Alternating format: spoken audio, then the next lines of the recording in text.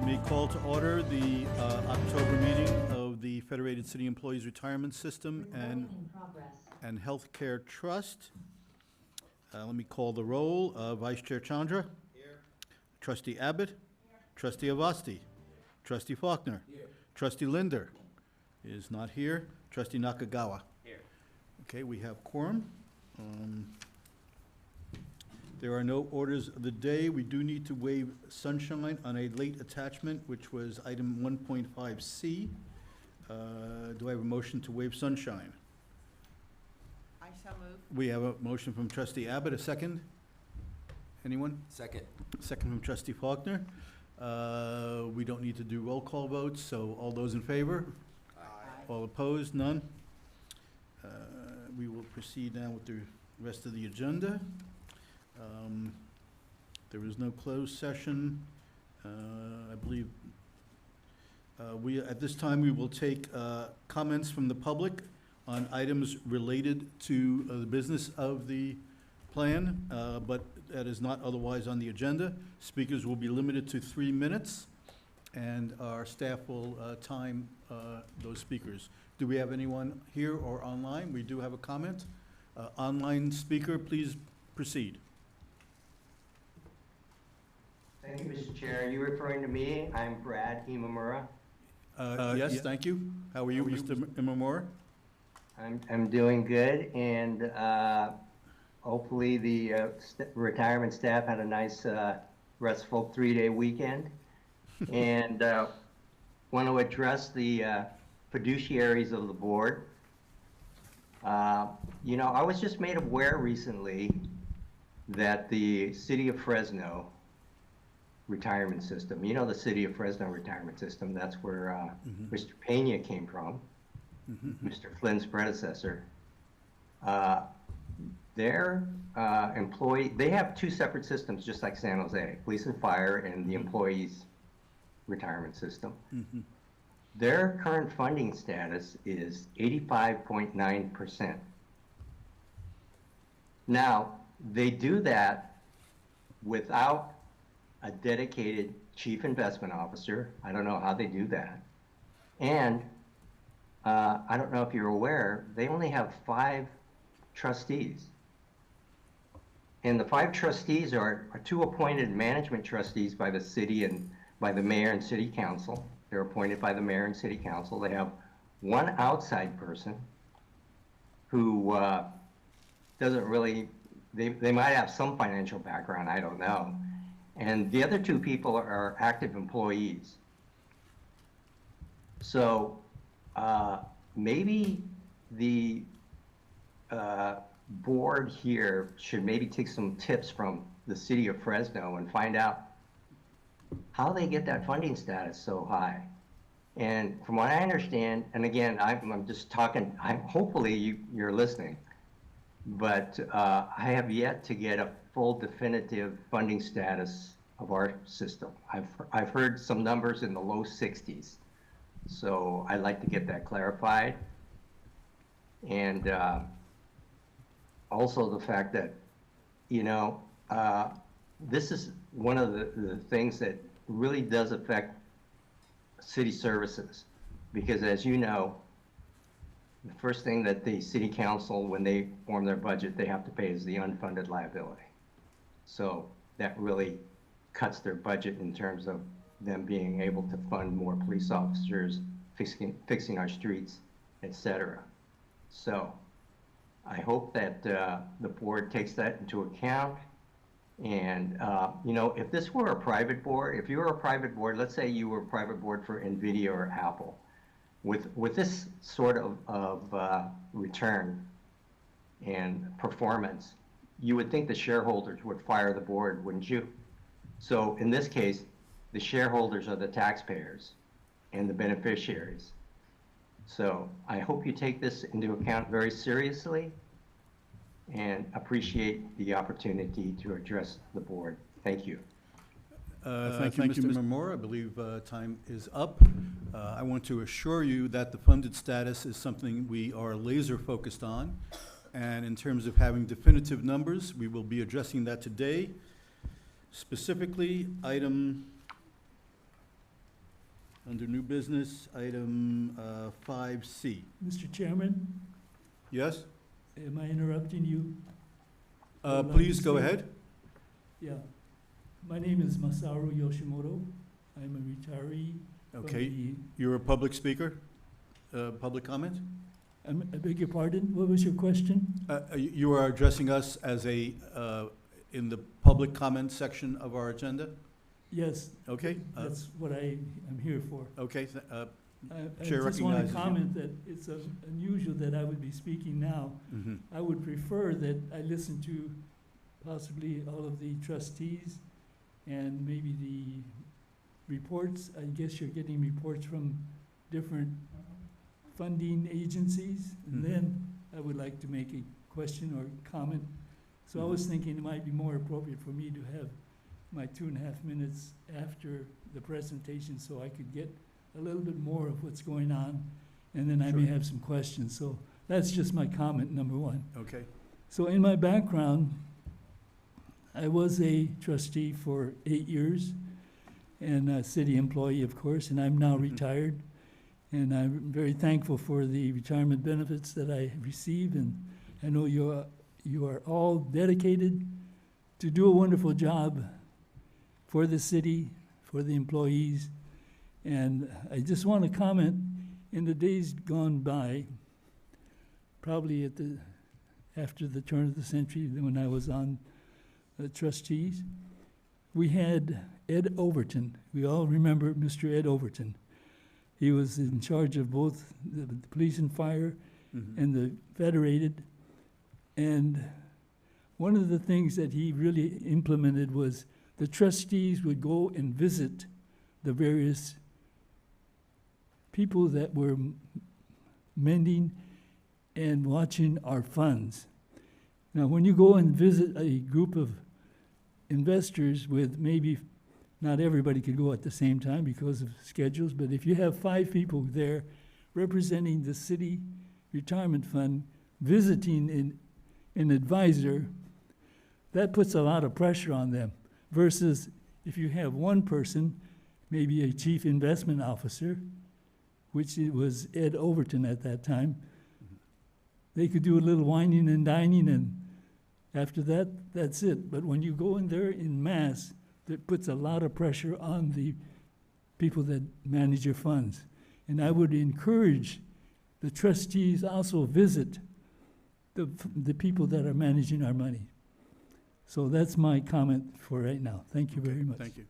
I'm sorry, your name again, sir, was? Masaru, Masaru, Yoshimoto, Yoshimoto. Okay, thank you. You're welcome. And we do ask for public comment after each agenda item about that agenda item. So if you wish to comment later today, you can comment on specific agenda items. I also want to recognize that Trustee Linder has now joined us, so we have a full complement. Let us proceed with the agenda. Are there any other public speakers? I'm sorry, do we have another public comment? Yeah, this is still the time for public comment, is it? General public comments on business that is handled by the Federated Board. However, we do take public comments after each agenda item for that specific agenda item. So if you wish to address us now, you have 3 minutes. Okay, yes, I do. This would be in the general comments Okay. section. If you could please identify yourself first. Gary Jansen, can you hear me okay? I'm blind. I'm on the telephone and, We can hear you, there's a bit of static, but I think we can all hear you. Everybody's nodding yes. yeah, your signal's a little cut up, well, anyway, so you can hear me okay then, Yes, right? please proceed. Oh, okay, I got 3 points. Recently we heard that our chief investment officer was leaving or quitting. I don't know, retiring. It wasn't clear, but retiring or quitting. And I've heard that years ago, our system, our federated system, did not have such a job. I mean, you go a little bit distance back in time, and we didn't have such a person. There was no such job. And we survived. We did okay. So I think this is an appropriate time, if Mr. Polani is really leaving, to consider cutting that position. There is some duplication. There is some, duplication or redundancy. That's another word. We have investment experts in our investment companies that we own in the markets, et cetera, and they have their own experts. I mean, geez, it's like when you buy a mutual fund, they have managers, they're experts, spend all day long studying all the issues and make decisions. So there is some redundancy. So I think you should consider this would be a good time at this point. Again, we survive without that job. And it's a high-paid job, big bucks. And this is an era of cost cutting. Look at Washington, D.C. Efficiency, we're discovering huge amounts of double this, waste and fraud and everything else. And that needs to be considered to cut that position. Okay, that's the first point I wanted to make. The next one is, why is there a police and fire board and a system and a federated board? When you really think about it, that doesn't make any sense at all. And in the old days there was segregation, there was apartheid, Jim Crow, where there was separate but equal, and it just seems another redundancy there to have two boards. All the people like myself are retired city employees, whether you're a policeman, fireman, worker in the parks, in different departments, the sewage plant, public works, et cetera, they're all city employees. So why is there two different boards, two different funds? That needs to be looked at too, okay? Please. And the other one is... I'm sorry, but we are approaching time for your 3 minutes. Oh, okay, go ahead. Just quickly here. All members of the board should be required to live in San Jose.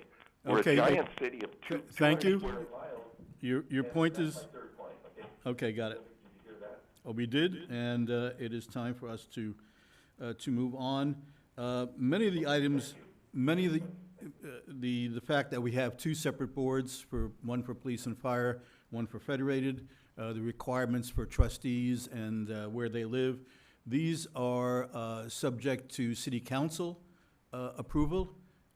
So that would be the appropriate address for reconsideration of those rules and arrangements. Okay. Okay, that's, any other public speakers? I'm seeing that there are none, so we will then proceed now with the consent calendar. I forget, do we need a vote on consent calendar, council? We do. Do we have a motion to approve consent calendar? So moved. I have a motion from Vice Chair Chandra. Do we have a second? Second. Second from Trustee Linder. We vote by hand. All in favor? Opposed? None. Consent calendar is approved.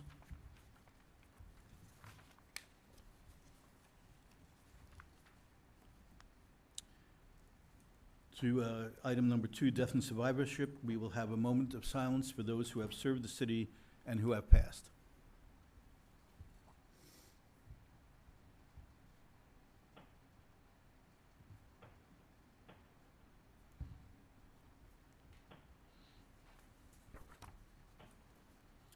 Okay, thank you.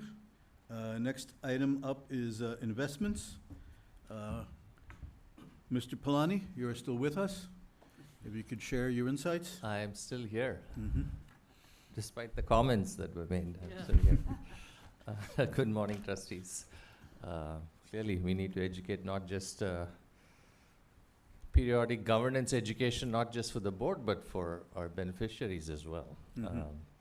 With that, let me give you tentative performance. This is pro forma. This is unaudited. As of 10/14 fiscal year to date, it's been very strong. Fed is up 4.61%, and Healthcare Trust is up 6.18%. We have a full agenda this morning, trustees. We actually have fiscal year-end performance that will be presented by Newberger and Makita, Mm-hmm. followed by a fee report, And so unless you have any questions, I think we should get into it. Are there any questions from trustees?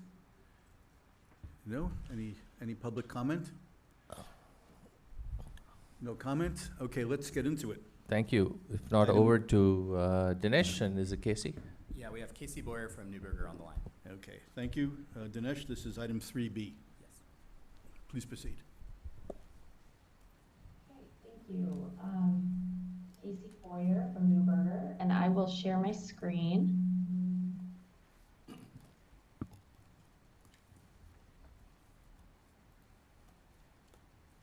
Okay, hopefully everyone can see that. So I'm actually going to be presenting the Q1 numbers for your private equity portfolio. As you remember, Can we you, started. one moment, please? Can we bring the volume down just a little bit? We're getting a little bit of feedback. We got it? Okay. I'm sorry, please proceed. No problem. Hopefully that's better. We partnered with you all dating back to 2017, and so we are going on 8-9 years now. And I would say the partnership has been great. The main goal was making sure that we were consistently investing over time, which we have done. You'll see in the middle here, there's 2 columns, one with Series 1 and Series 2, same investment strategy, just bucketing investments to really see the performance underlying. In terms of Q1, Q1 was very similar to Q4. So, and that does happen quite a bit, given that Q4 is heavily audited by all the underlying investments. And so when Q1 comes out, it tends to be very similar unless there's some big movement in the market. So we did not see a lot of change in the returns from Q4 to Q1.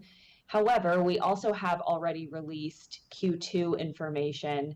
I will present that next quarter, but just to give you a little bit of a preview, we saw a very nice uptick in valuations in Q2. It's been a while since I've gotten to say that, so happy to do that. On a combined basis between Series 1 and Series 2, the Q1 return was 1.85 times, and Q2 is 1.89. So we did see a pretty nice increase. The other part of the portfolio that has been developing nicely are distributions. So obviously the goal is to return the capital back through the underlying investments, realizing their portfolio, selling companies essentially. And so in Q1, we did see some of that. We saw almost 2.5 million returned. However, we saw post Q1 very nice development in some companies being sold. If you remember kind of what was happening in Q1, Q2 time period, obviously there were a lot of discussions around tariffs. And so we do think that some of those early discussions and the volatility, the unknown, did set back some of the distributions that we had expected. However, it has calmed down, and we have been seeing more distributions in the market, and specifically, I say even more within your portfolio. One example of a distribution that we received, and just to circle back quickly, since Q1, we have distributed back to you all over $14 million. So a great addition to what we have so far, which is almost 72 million. If you can see the net distributions here, when you see Q2 and even Q3 numbers, that will rise about 14 to 15 million. One of the reasons why there was a large distribution, we are invested in a value buyout fund that sold a healthcare, really tech-enabled provider where they work in the revenue cycle management of hospitals and any kind of like healthcare system. They were really able to grow that business organically through really important M&A, and realized or sold that company for 8 times their money. So if they put in $1, they received $8 back. So that's where the distributions are coming from.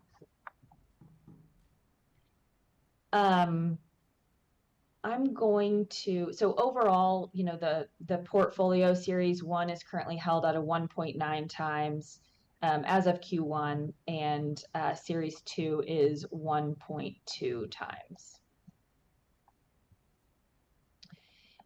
I will turn back to where we can compare and benchmark the portfolio a little bit more on an overall basis. So here you can kind of see what I mentioned before, which is there wasn't any huge difference between Q4 and Q1.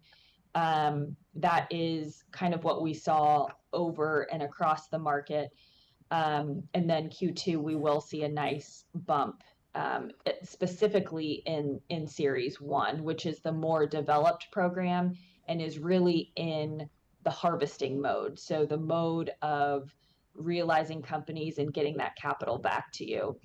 Just from an overall perspective, kind of market commentary, distributions, historically, if you think of distributions compared to NAV, and distributions as a percent of NAV, there's typically about, it's typically at about 25%.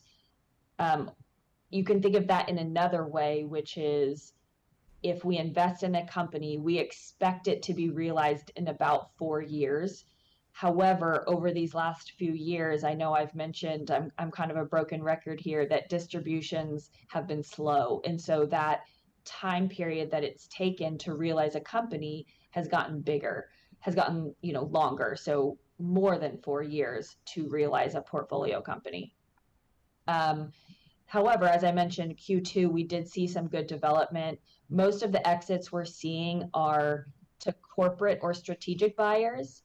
The IPO market has been pretty quiet over the last few years, but we have seen kind of some momentum in 2025. We'll see if that continues. And then of course, sponsor to sponsor or private equity deals.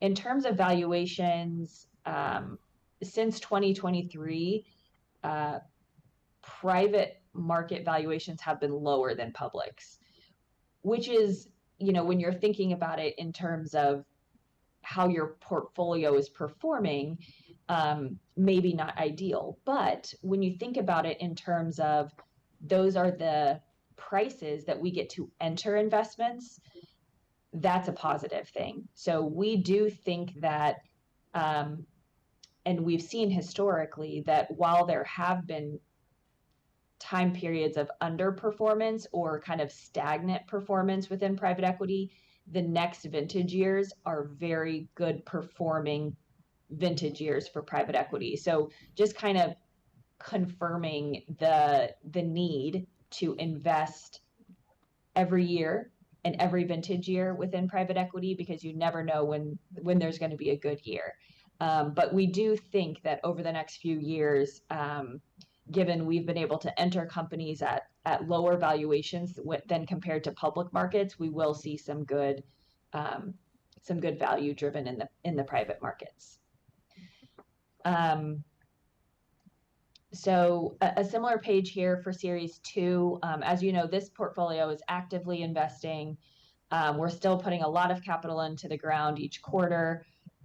We are right around 1.2 times net TVPI, which means our total value to paid in capital. And that will continue. We'll continue investing for the next 3-4 years in that program. So we'll continue to see this multiple grow, but also it will be actively investing, so not grow as quickly as Series 1 at the moment. And then the overall performance, which is Series 1 and 2 combined. I'm going to take a moment. I kind of went through portfolio statistics and some market commentary, but I'll open it up for questions if there's anything I can answer specifically. Okay, thank you. Are there any questions from trustees? It's a lot of data to go through, but we do have Trustee Faulkner. I'll ask a quick one, Casey. The distributions have been slow story, so what's the kind of some of the rationales that you all see for that? I mean, it really started due to interest rates, and buyers and sellers could not agree on a price to pay for an asset because the sellers had purchased the asset at low interest rates, and now the buyers were trying to buy at high interest rates. And so in order for those buyers to get a return that they wanted, they were only willing to pay so much for a specific company. The sellers thought their company was worth more. So there was really this bifurcation between what people were willing to buy and sell for. And, you know, there's just been volatility throughout the last couple of years, politically across the world. And so all of these different elements very much play into buying and selling. You know, if something like tariffs happen, everyone just kind of says, I'll pause for a moment and see what happens next quarter. And so we've kind of just seen that those elements building within the broader market. Thank you.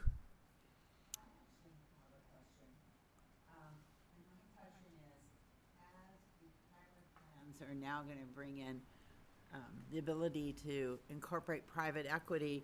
Is that likely to have an impact on the larger private equity ability to raise funds or to, redeem distributions or whatever? Yeah, that's a good question. There is a lot of capital flowing into the private markets. There's two elements of that. There's capital that's already in the ground, or capital that has already been raised by private equity funds, what we call dry powder. They've raised the capital, but they have yet to invest it. That has been growing slightly since the market has been slower. And then you have the new capital that's coming into the private markets. As you say, there has been a new kind of part of this market, which is the kind of what we would call the retail client, or more focused on an evergreen type structure within private equity, which is more of just an open-ended type vehicle. So that is something we're watching closely. There's going to be a bifurcation in the market of how that affects private equity. It's going to be a lot more prevalent in large buyout managers because they are the ones that are going to have the ability to raise capital in the evergreen market. So they're going to raise a lot of capital. The smaller and mid-cap buyout funds that are focused on, smaller companies within the market, they're, at least for now, not really going to enter that retail market. So their size of companies won't have as much, they won't be as affected by that market. It will tend to be more in the large cap market for now. One thing from our perspective that we're monitoring is when we're investing in some of those larger cap buyout funds, they are still interesting. They provide a very good element to your portfolio, which is typically pretty stable. However, when we're doing diligence on them now, we want to make sure and know all the types of capital that they are fundraising and investing.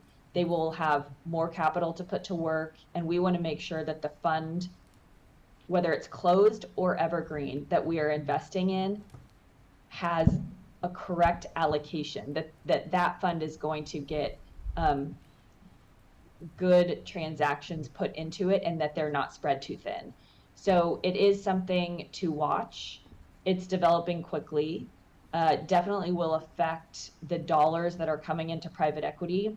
But I think for now, it's going to affect more of the large cap space. Thank you. If I can add, I think it's an interesting topic that we're monitoring as well. It hasn't made a big impact on our portfolio since we're about 3/4 small to mid cap. Although it does have other impacts when you think about investment managers, they want to keep growing when they're not able to raise as much money from pensions, endowments, foundations, as it's been a challenging fundraising environment. They're looking to other avenues like retail, and as deregulation opens up those avenues for them, they will be looking to raise capital there. I think another risk to consider is the headline risk on the private markets industry as retail investors who may not be as sophisticated, may not know all the layers of fees, not have the transparency, and even on liquidity, these might be marketed as evergreen funds, but when markets turn, that liquidity might not be available. You might not be able to redeem money when you need it. So there's risk to the industry overall, but for us so far, haven't seen an impact, but we're monitoring it as well. Great, thank you. That answered a question I was about to ask. You mentioned that currently private market valuations are lower than public market valuations. Based on what measure of valuation? EBITDA multiple. So their EBITDA compared to their value, essentially. Okay, all right, thank you. Any other questions from trustees? Does that include our comments for item 3B? That is it for 3B. Okay, I'll ask if there are any public questions or comments on item 3B. No comment. We'll proceed to item 3C.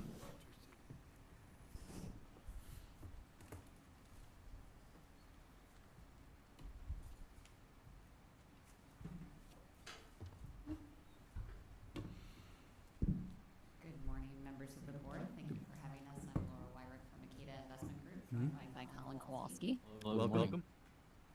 We will start out with the public report on the private markets program.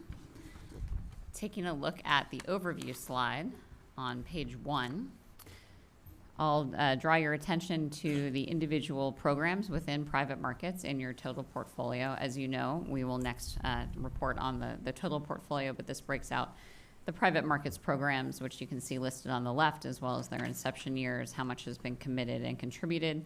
As you know, these are programs where there's a commitment made and then the capital is drawn over time and distributed over time. I'll draw your attention to the far right of this table, where you can see the internal rate of return in the second column from the right for each program compared to a public market equivalent internal rate of return. So your return on an internal rate of return basis is in the second column from the right, and then a benchmark return is on the right. So if you had taken those same dollars, invested them in an equivalent public markets index at the same time and taken them out at the same time, what the return would have been. So you can see that 3 of these programs in your portfolio have returns that are more than double those of what the public markets equivalent would be. The venture capital program has a negative return at this point. This is a very immature program when it comes to private markets and venture capital in particular, having only started less than 5 years ago. The first program that we have in detail, starting on the next page, is the private debt program, which equates to 3.5% of your total pension fund, slightly above the 3% policy target.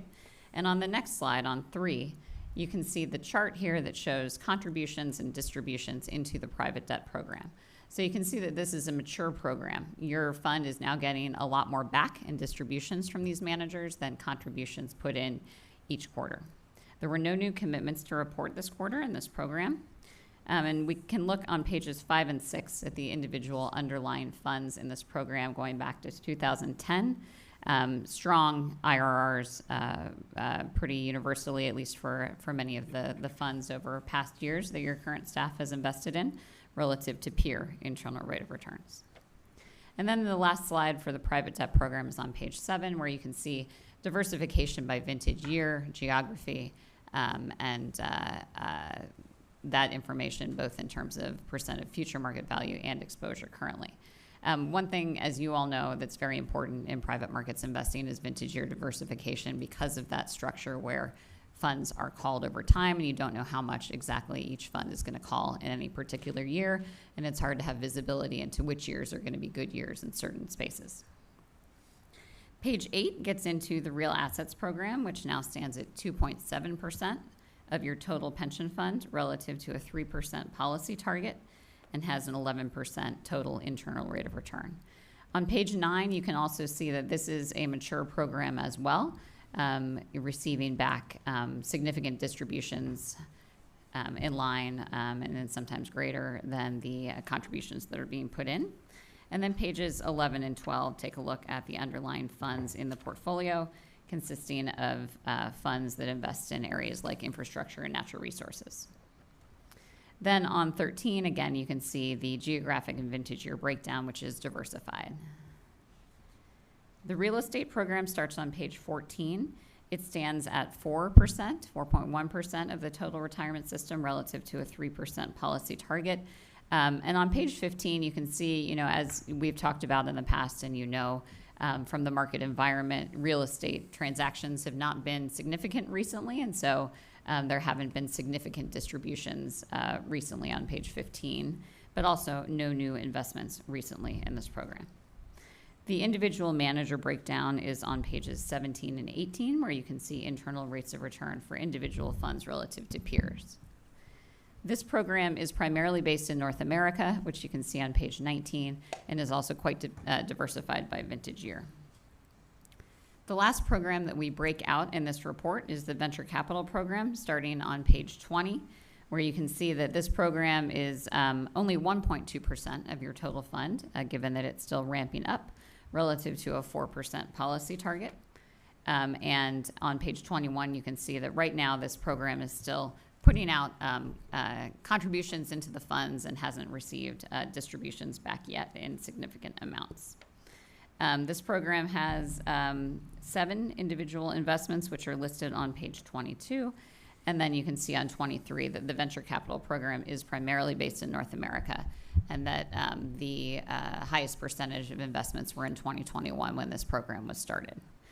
Then we have the last 30 pages of the report, all about the market environment. If you all are interested in, different fundraising statistics for the various private markets areas and a variety of market information like prices for precious metals and things like that that impact private markets investing. So that wraps up my formal comments on the private markets program, and we're, as always, happy to take questions. Thank you. Are there any questions from trustees? I do have one question. Trustee Abbott, please. So I noticed that different categories have different geographical representation, and I'm just wondering if you could comment on the reasons for that. Sure. That is intentional. Where there are market opportunities and where there are strong managers in different areas. We have additional metrics that impact non-U.S. investments like currency that aren't really specific to the asset class. And you can see, for example, there's a European real estate manager that has had a negative return. I think there are, with you all being based in Silicon Valley, a lot of venture capital investment here. That's a big reason that venture capital has been deployed primarily in the United States. You see that in real estate as well. One program that tends to be more global is real assets. Yeah. On the infrastructure side, a lot of times that is because these are very large funds that might, say, purchase an airport in the UK or a toll road somewhere in Europe. You can have strong ongoing contractual returns and income from a lot of infrastructure investments outside the United States. Also, natural resources, of course, often are found in other countries globally. So it's something that the investment team and Makita collaborate on in terms of where they see opportunities and are intentional about the geographic focus. Yeah. Thank you. Sure. Any other questions from trustees? just- Mr. Faulkner? More of a quick one from page one overview for maybe our understanding.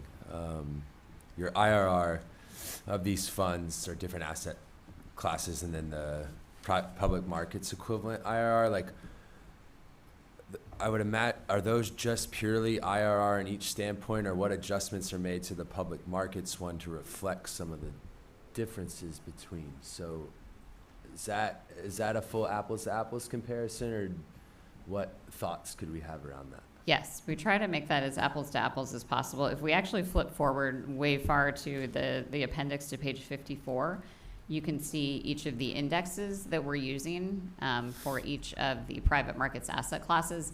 Of course, benchmarking private markets is difficult, but we have tried to get as close as possible with, you, for example, putting your money into private debt. If we were to try to get that exposure in the public markets, how would we do that? So we're looking at the Barclays high yield bond index. That's, we think the closest public market equivalent. And the PME calculation is incredibly detail oriented and time consuming, because we are taking every cash flow that goes into the private debt program. Imagine on that day it was invested in the high yield benchmark, and then every time that manager distributed capital to you, we take it out. So it is something that we didn't initially have in all of our reporting, that we've added, because it's a question we often get. What could we do in the public markets instead and keep these funds liquid and not need staff to do due diligence or whatnot. But we do think that's as apples to apples as we can get there. Great, thank you. Any other questions? I have a question, if we can turn back to the venture capital page. I know this is an immature, if we can go to the next page specifically. This is an immature category, and we're fairly early in the J curve. But I'm wondering, we've only had one distribution way back in Q1 of '23. Are we even behind the J curve here? Should we have seen more distributions by this point in time? I think if we were looking at, say, private debt or some other asset classes, we would expect sooner distributions. Venture capital does tend to be very, very long-lived. I think your investment officer had something to add. Yeah, so venture capital is the asset class that takes the longest to develop, longest to pay off. So it is expected to take longer. So even though it seems like it's been a long time before seeing positive returns, it was also partially the market environment. So if we look at the amount of capital that is still unfunded, so these funds are still in the process of making investments. So in the J curve, they were also early on investing in a more challenging environment where venture capital valuations were higher. Fortunately for this plan, that start happened in the midst of that, so less that was exposed when valuations were high, but more as valuations were coming down and as valuations have seemed to have troughed in this current environment. But venture capital overall, when we do our pacing plans, has the longest structure of longest time to get invested, longest time to mature, and longest time to pay off. So it is expected, and I don't see any surprises so far in the development of this asset class. Okay, thank you. What is the expected payback period for venture capital? Is there any expectation around the payback? The fund life of venture capital funds is typically over 10 years, so you should think 10 to 15 years to get the majority of the capital back. I have to comment on that. It won't come back in less than 15 years. When do you think we might begin to see more distributions? When does the J curve rise above the zero mark? Typically. I'll offer that to anyone who wishes to comment. Perhaps another 3 to 5 years to start to see 3 to 5 years? meaningful Okay, so distribution. we're kind of at that point now, at least for the 21 3 to initial. 5 years from this point. Oh, from this point, From this okay. Another 3 to 5 years, Yes. okay. Yeah, I mean, M&A is 8, 9 years from the time a company's formed, and IPO is 13. So, yeah, it's a long time. Okay. I mean, you can get mediocre or quick, you can get lucky with a quick exit because it's some phenomenal company. That's awfully rare. And you can get mediocre exits where you're just picking up, 0.1x of your capital because the VCs have lost interest in the company and someone sees some value in the technology. But those aren't what we're looking for. Right, no, I understand that the payback here is the longest of all asset classes, but I'm just wondering if benchmarked against other people investing in venture capital, are we even behind where they are at? So No, it's a good question. I don't even know if there are any metrics out there about the vintage year payback terms. And of course, you'd have to distinguish it by large funds, medium funds, small funds. Yes, we do have some data. Laura, if we could flip to page 22, I think one forward, yes. So we have on the top chart a peer DPI. I think it's the fifth over from the right. And you can see for these vintages, 2021, 22, 23, 0.00 DPI as the median. So the median venture capital fund has had none. Goose egg. Yeah. Got it. By the way, a lot of the brand name top firms are showing close to zero as far back as 2018, like 0.2, 0.3. It's been just as they were talking about private equity, it's been a challenged environment for DPI and venture capital as well. Okay. All right. I take some solace in that it's the smallest of our private investments so far.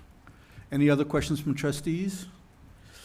Does this conclude item 3C? If it does, I will ask for public comment on 3C.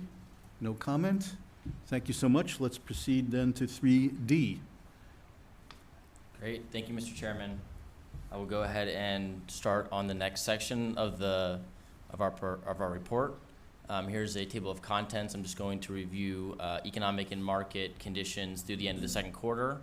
Obviously, some time has passed, so I'll make a few comments about conditions in the third quarter and through today as well. And then we have the second quarter fiscal year performance report for the pension plan. So without further ado, I'll jump into that and get started on page 5 here. This is a good dashboard for major markets across the globe and where they ended the second quarter as well as the year-to-date period.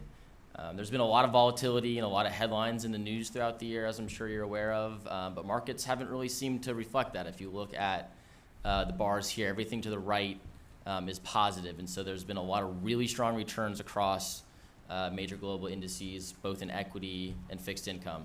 Year to date, the MSCI EAFE index is leading the way. That's international developed stocks. That's up 19.4% through the second quarter. Emerging markets not far behind, up 15.3% through the second quarter. The dollar has weakened a lot this year, and so that's been a big tailwind for some of those international indices, and so you're seeing that in those returns as well. But not far behind is the U.S. stocks. So the S&P 500 is up 6.2% year to date. There were some stumbles, obviously, early on around Liberation Day and some of the tariff rhetoric. That sort of peeled back. Investors have become more comfortable with that. And sort of normal course of business has picked up. There's been a lot of spending in AI, and other Mag 7 and tech-related companies have sort of steamed ahead, and we've added 6.2% through the second quarter, and that's continued through the third quarter as well. Bonds have also had a decent year. If you look sort of in the middle of that chart there, you see the major bond indices. The Barclays aggregate is up 4% year to date through the second quarter. Rates have been high for most of the year, and you're starting to see that come down a little bit more recently. But overall, it's been a strong year for bond indices as well. Moving on to just make some comments about the third quarter. It was also a very strong quarter. A lot of the sentiment you're seeing through mid-year continued to the third quarter. And just to give you some figures, emerging markets equity is now leading the way in terms of major indices. That's up a whopping 27.3% year-to-date through the third quarter. Not far behind that is the EAFE index, international developed stocks. Those are up 25.1% through the third quarter year-to-date. As I mentioned, U.S. stocks have continued to do well. Again, the Mag 7 and those tech stocks names have continued to lead the way. There's been a lot of spending in AI, and that's continued to boost U.S. stocks. Those are up 14.4% year-to-date through the third quarter as well. And then bonds have continued to do well. The Barclays aggregate is up 6% year-to-date through the third quarter. So some strong returns you're seeing on this page, but markets have continued to steam ahead through the third quarter. And you'll see that reflected in performance when we get to that point. On the economy side, the economy continues to be strong. There's been a lot of talk around tariffs. Those have yet to really show up in earnings and inflation. Earnings have continued to come in strong, and that's boosted U.S. stocks, which, as you've seen, have done well. Inflation has continued to come down. but it's still above the Fed's 2% target. The last reading in August, it was at 2.9%. So it's continued to come down, but it's still remained elevated relative to that long-term target. The other big news on the economy side is the labor market. It's been very strong recently. I think the report here through the second quarter has the unemployment rate at 4.1%. That sort of deteriorated slightly over the rest of the summer, and the latest reading in August, it ticked up to 4.3%. So you're starting to see some weakness flow through into the labor market. And so those are sort of between inflation and the labor market. Those are the two things that the Fed are really juggling right now. You saw they lowered rates by 25 basis points in September. And we're now predicting 2 more rate cuts throughout the rest of the year of 25 basis points each. So there's still some risks out there, and obviously a lot of attention is on what the Fed's going to do. But overall, markets have been strong, and the broad messaging here is that major markets have done well, and you'll see that reflected in performance for both plans here. We've really been able to take advantage of a strong year for most asset classes. I have a question. Absolutely. I've seen headlines that suggest that some people are afraid that this is like 1929 and that we're at the top. There's been an overinvestment in AI, and that there's going to be a bubble that bursts, and that there could be, going forward, we could see some very strong down markets. Mm-hmm. Any opinions about that kind of concern? Yeah, I'll go ahead and start, and I'll hand it to Laura. I think that's definitely a valid concern. We're hearing a lot of talk about that, especially when we meet with managers. That's obviously top of mind. A few differences, one being a lot of these AI companies like NVIDIA, they actually do have strong earnings. So it's not as much of a bubble compared to some historical periods where companies were overvalued. They didn't have the earnings to back it up.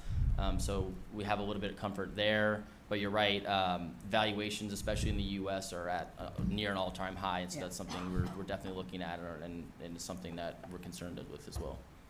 Yes, I think, I have thought we've maybe been at the top several times in the past several years. And really I think we try to focus clients on the benefit of diversification, just that it's so difficult to predict. Going into this year, I never would have thought that emerging markets and non-U.S. stocks would have been the top performers given the tariff environment and public policy and whatnot, and tensions with China. And but they have been. And so having that diversification, and if you look at sort of, as you know, the patchwork quilt of investment returns year by year, it varies quite a bit on many market factors, but also many non-market factors. I think your pension fund has investments in long-term bonds, which are generally good when there's major systemic risk. You have the relative value market-neutral hedge funds, which are designed to protect you in down market environments. Certainly, a pension fund needs to be growth-oriented in order to pay its benefits and reach its target returns. So, any pension fund would suffer in a major downturn. But trying to maintain diversification, understanding that even when we feel like we're at a top, sometimes it continues to run for some time. Those are all things that we try to focus on. Thank you. Hey, if I can add something. So that's a great question. So bubbles come in different, forms. So certainly the Great Depression was one. The dot-com boom was another. Yeah. And then we had 2007, 2008, and then we had the March 2020 crash. Valuations are flashing red. So if you look at the Shiller Cape, it's the highest it's ever been in 100 years, except for December 1999. It's over 40. If you look at market cap to GDP, it's flashing red. If you look at forward PE, it's flashing red. If you look at trailing PE, it's flashing red. But as Laura said, look, if you're going to deploy new capital into the market now, to answer your question specifically, we should expect diminished returns going forward. That's simply just the law of averages and numbers. So if you're putting fresh capital to invest in the market now, at a 41, 42 Shiller PE, you should expect, you should probably expect in the US for equity, maybe 5%, over the next 20 to 30 years. Yeah. But we have been investing over time, and we are fully invested. Right. And as Laura said, we have certain hedges in the portfolio, and we do have to be growth invested. Right. But you're right. I mean, it is flashing red from a valuation perspective. Another point, So there's different kinds of, often bull markets will eventually end, but bull markets driven by valuation, when they end badly and take a long time to recover.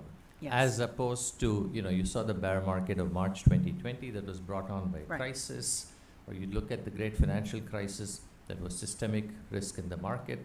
We recovered a little quicker from those Yeah. bull markets. But the bull market of 2000 took longer to recover from. So I think that there's definitely an AI bubble, in my opinion, but that's confined to one aspect of the market.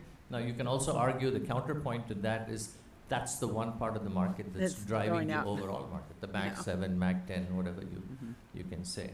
But we can just be watchful, and when we do our asset allocation, we should be mindful. Makita will come up with its capital markets assumption, and if we need to reduce risk, we will reduce risk at that point. Yeah. Thank you. Thank you for those not entirely reassuring words. Any other questions from trustees? Okay, I don't think you were finished with this section of the presentation yet. Not yet. Okay. I'll go ahead and get back on track now. Please. Moving ahead, I'll jump into the performance for the pension plan as of the end of the second quarter. Here on page 22, we have a quick executive summary that just gives some of the flashpoints. Overall, it was a good year through the end of the second quarter. The pension system had assets of $3.46 billion as of the end of second quarter, and that's up from $3.25 billion as of the end of the first quarter. Small net inflows of $2.9 million, but the biggest reason for that change in market value is net investment gains of about $203 million during a positive quarter. The system returned net of fees 6.2% for the quarter, compared to the policy benchmark of 6.7 and the investable benchmark of 6.8. So it slightly trailed those benchmarks, but overall really strong absolute result. And compared to peers, that's actually ranks very strongly in the 33rd percentile compared to peers over that quarter to date period. The next bullet point down highlights the year to date fiscal year results. The pension or the retirement system added 9.6% for the trailing 1 year period. Again, slightly trailing its benchmarks, which added 10.4 and 10.3%.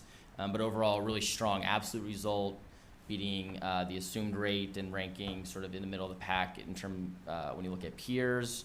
In terms of volatility, the system had a standard deviation of 5.2% over the 1 year period, and that's lower than the peer median of 5.4. As I mentioned, growth and public equity specifically has really driven results for the trailing year period, and you'll see that in the performance report in a moment. But also the low beta and other asset classes were positive during this environment. Jumping ahead to page 25, I'll highlight the watch list. So this is something that we bring forth every quarter and look at managers that might have some concerns. All the managers here are flagged for underperformance, and so that's managers that are underperforming their benchmark over a 3 or 5 year period. This dashboard has not changed much quarter to quarter recently. Most of these managers were here in the previous quarter. Some of them have performed really well over the long term, and so they may be underperforming under these periods, but over since inception period, their results look good. So no concerns here, but something we continue to flag and we bring forth to you all on a quarterly basis. I do have a question. Sure. So what is the right time period to decide that it's time to no longer support them, even though they've done well in the past and they're underperforming for the last 3 years or so? I think if you look at the next slide, we try to provide a little bit of commentary on the manager underperformance. So in some cases, they might be underperforming the benchmark, but doing quite well relative to their peers. In some cases, there might be a 3 year period of slight underperformance, but since inception, the returns are quite strong. So we're just sort of consistently working with your internal investment team on any managers that give us concern for one reason or another. Right. And we have, on one of the watch list slides, a sort of hold or any change in opinion on this one as well. So, I think formal watch lists are something that have pros and cons. The current one that we have, where any manager that is under their benchmark for 3 or 5 years is on the watch list, comes from sort of a city audit in the past, where this was a recommendation. So we'd recommend, taking a qualitative look at each of these groups and trying to understand, is there something that's fundamentally changed around the organization, around the investment team? Has their style drifted? Right. In those cases, we would want to terminate. And it's a hard decision, and one that where we think that it makes a lot of sense to have humans in the role that are going to meet with these groups in person, are monitoring them closely, and where Makita and your internal team collaborate. Thank you. Thanks, Laura.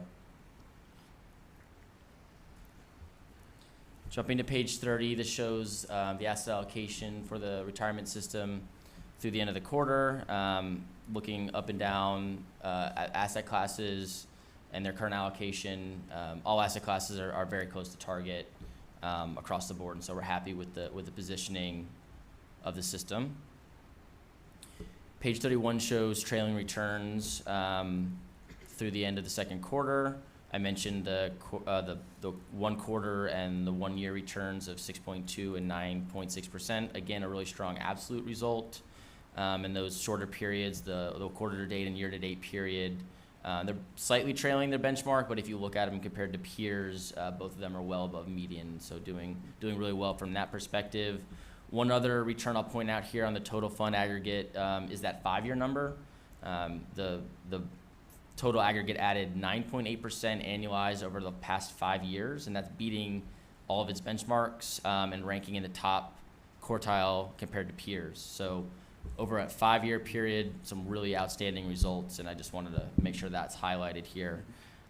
Further down the page, you can see the major growth asset classes, and so that's your public equity. All of these, if you look down the 1 year period, have had really strong results, and so we're benefiting from all those, the strong environment within public equities across the globe. Double-digit returns over that 1 year period, and that's really driven growth within the plan for the top line. I'll point out global equity and then emerging markets equity on the next page. Again, strong absolute results here, but slightly trailing their benchmark, both of those composites. So a little bit of weakness in terms of tracking that benchmark for those two, and that's sort of contributed to some of that underperformance versus the benchmark at the top level. Jumping to the next few pages, again, we have our low beta and then other asset classes. These have all had, look at that 1 year period, it's a pretty big gap towards its benchmark.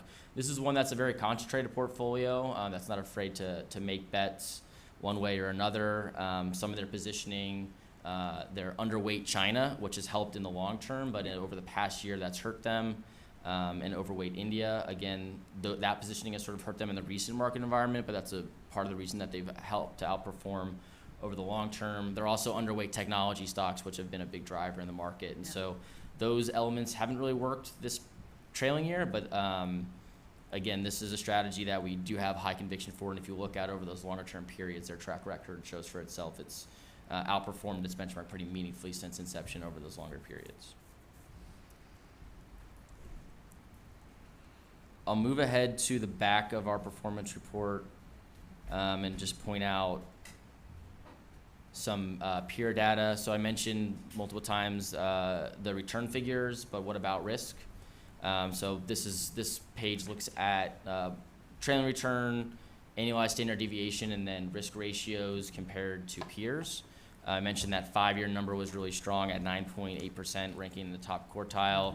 But risk statistics also look really strong over this 5-year period. So under that standard deviation column there, you can see the total fund had an 8.2% standard deviation, and that ranks in the 43rd percentile compared to peers. So better than peers standard deviation. And then when you combine both that return and risk into the Sharpe ratio and Sorrentino ratio, both of those ratios look really attractive compared to peers, ranking in the 28th and 27th percentile in the peer group. So not only have returns been really strong, but when you consider standard deviation and risk in that regard, they look really attractive as well. And that concludes my prepared remarks. I'd be happy to take any questions, or Laura, if there's anything else you wanted to touch on this section. Great, thank you very much. Are there any questions from trustees?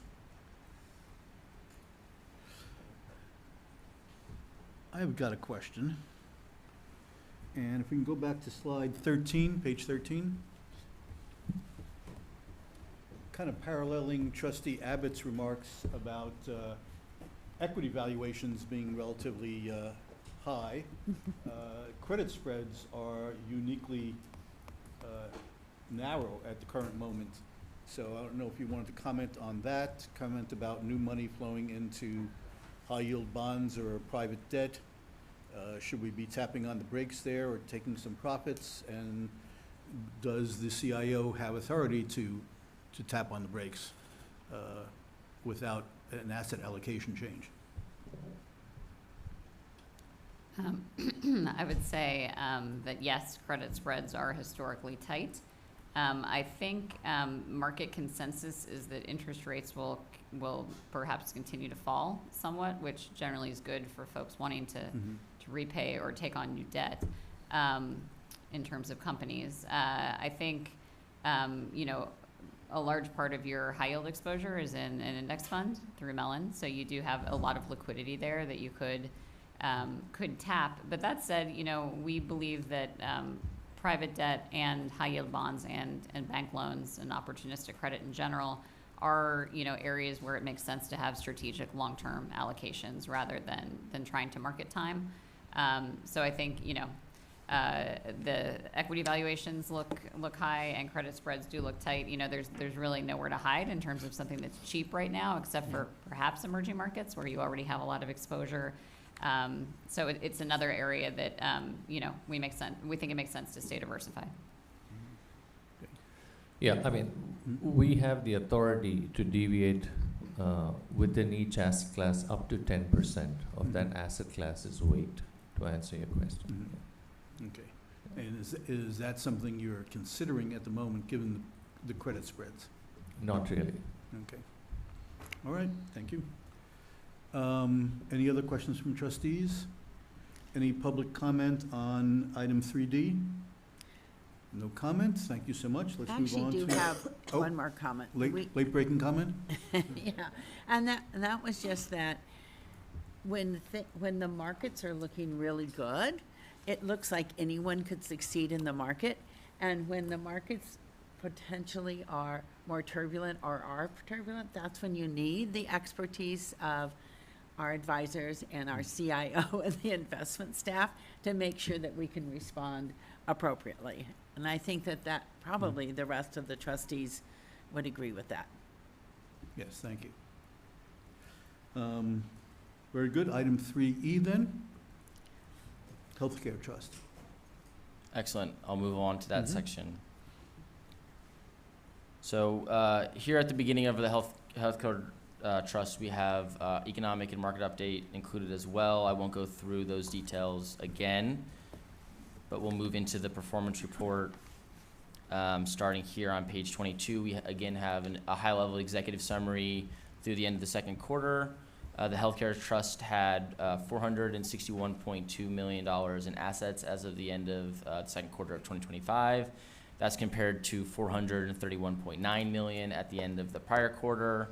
The trust had net inflows of close to $500,000 for the quarter, but most of that change in market value is a result of strong positive investment results, adding $28.8 million in net investment gains during that 3-month period. And that equates to a 6.6% return for the second quarter for the healthcare trust compared to the policy benchmark, which added 6.9 over that period. So a really good absolute result again for the second quarter. Over the trailing 1-year period, the healthcare trust added 11%. Again, a really strong positive result for that fiscal year period. Slightly below the policy benchmark, which was 11.2% over that time period. Compared to peers, the healthcare trust looks really strong, ranking in the top quartile over every single time period that we have listed here. In terms of the individual asset classes, growth really led the way. Public equity, as you know, has had a really strong quarter and trailing year, and so that's been the biggest driver of good positive results for the healthcare trust. But low beta and other assets have also been positive during this environment. Again, we have the watch list here on this page and the following page. A few managers listed here. None of these are new for the quarter, but something that we are always monitoring and point out on a quarterly basis. Moving to page 28, you can see the asset allocation compared to policy. And if you look across the rows there, the healthcare trust is very close to policy across the board. So we're happy with where that posture sits as of the end of the second quarter. Page 29 shows the trailing returns for the total fund as well as major asset classes.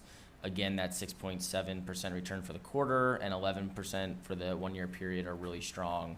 Absolute results in line for the most part with the policy benchmark and very, very attractive compared to peers if you look at that peer ranking number across the board.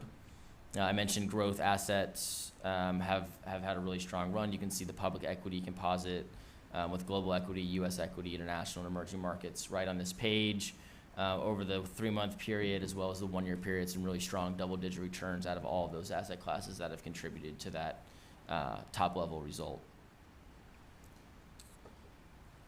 I won't go through any of the managers specifically. Many of the funds here are passive options, and they're all tracking their benchmarks very closely and giving us the results that we would expect. But I'll go ahead and jump to the peer rankings page on page 41 here. Again, the results compared to peers over all time periods, but here we're looking at the 5-year period, are really strong. The total fund added 8% over five years, and that ranks in the 10th percentile compared to peers. This fund has a high allocation to public equity, much higher than most of your peers, and so in an environment where public equity has done really well, this fund looks really attractive, and you're seeing that come through with these peer results. So some really good results from a return perspective.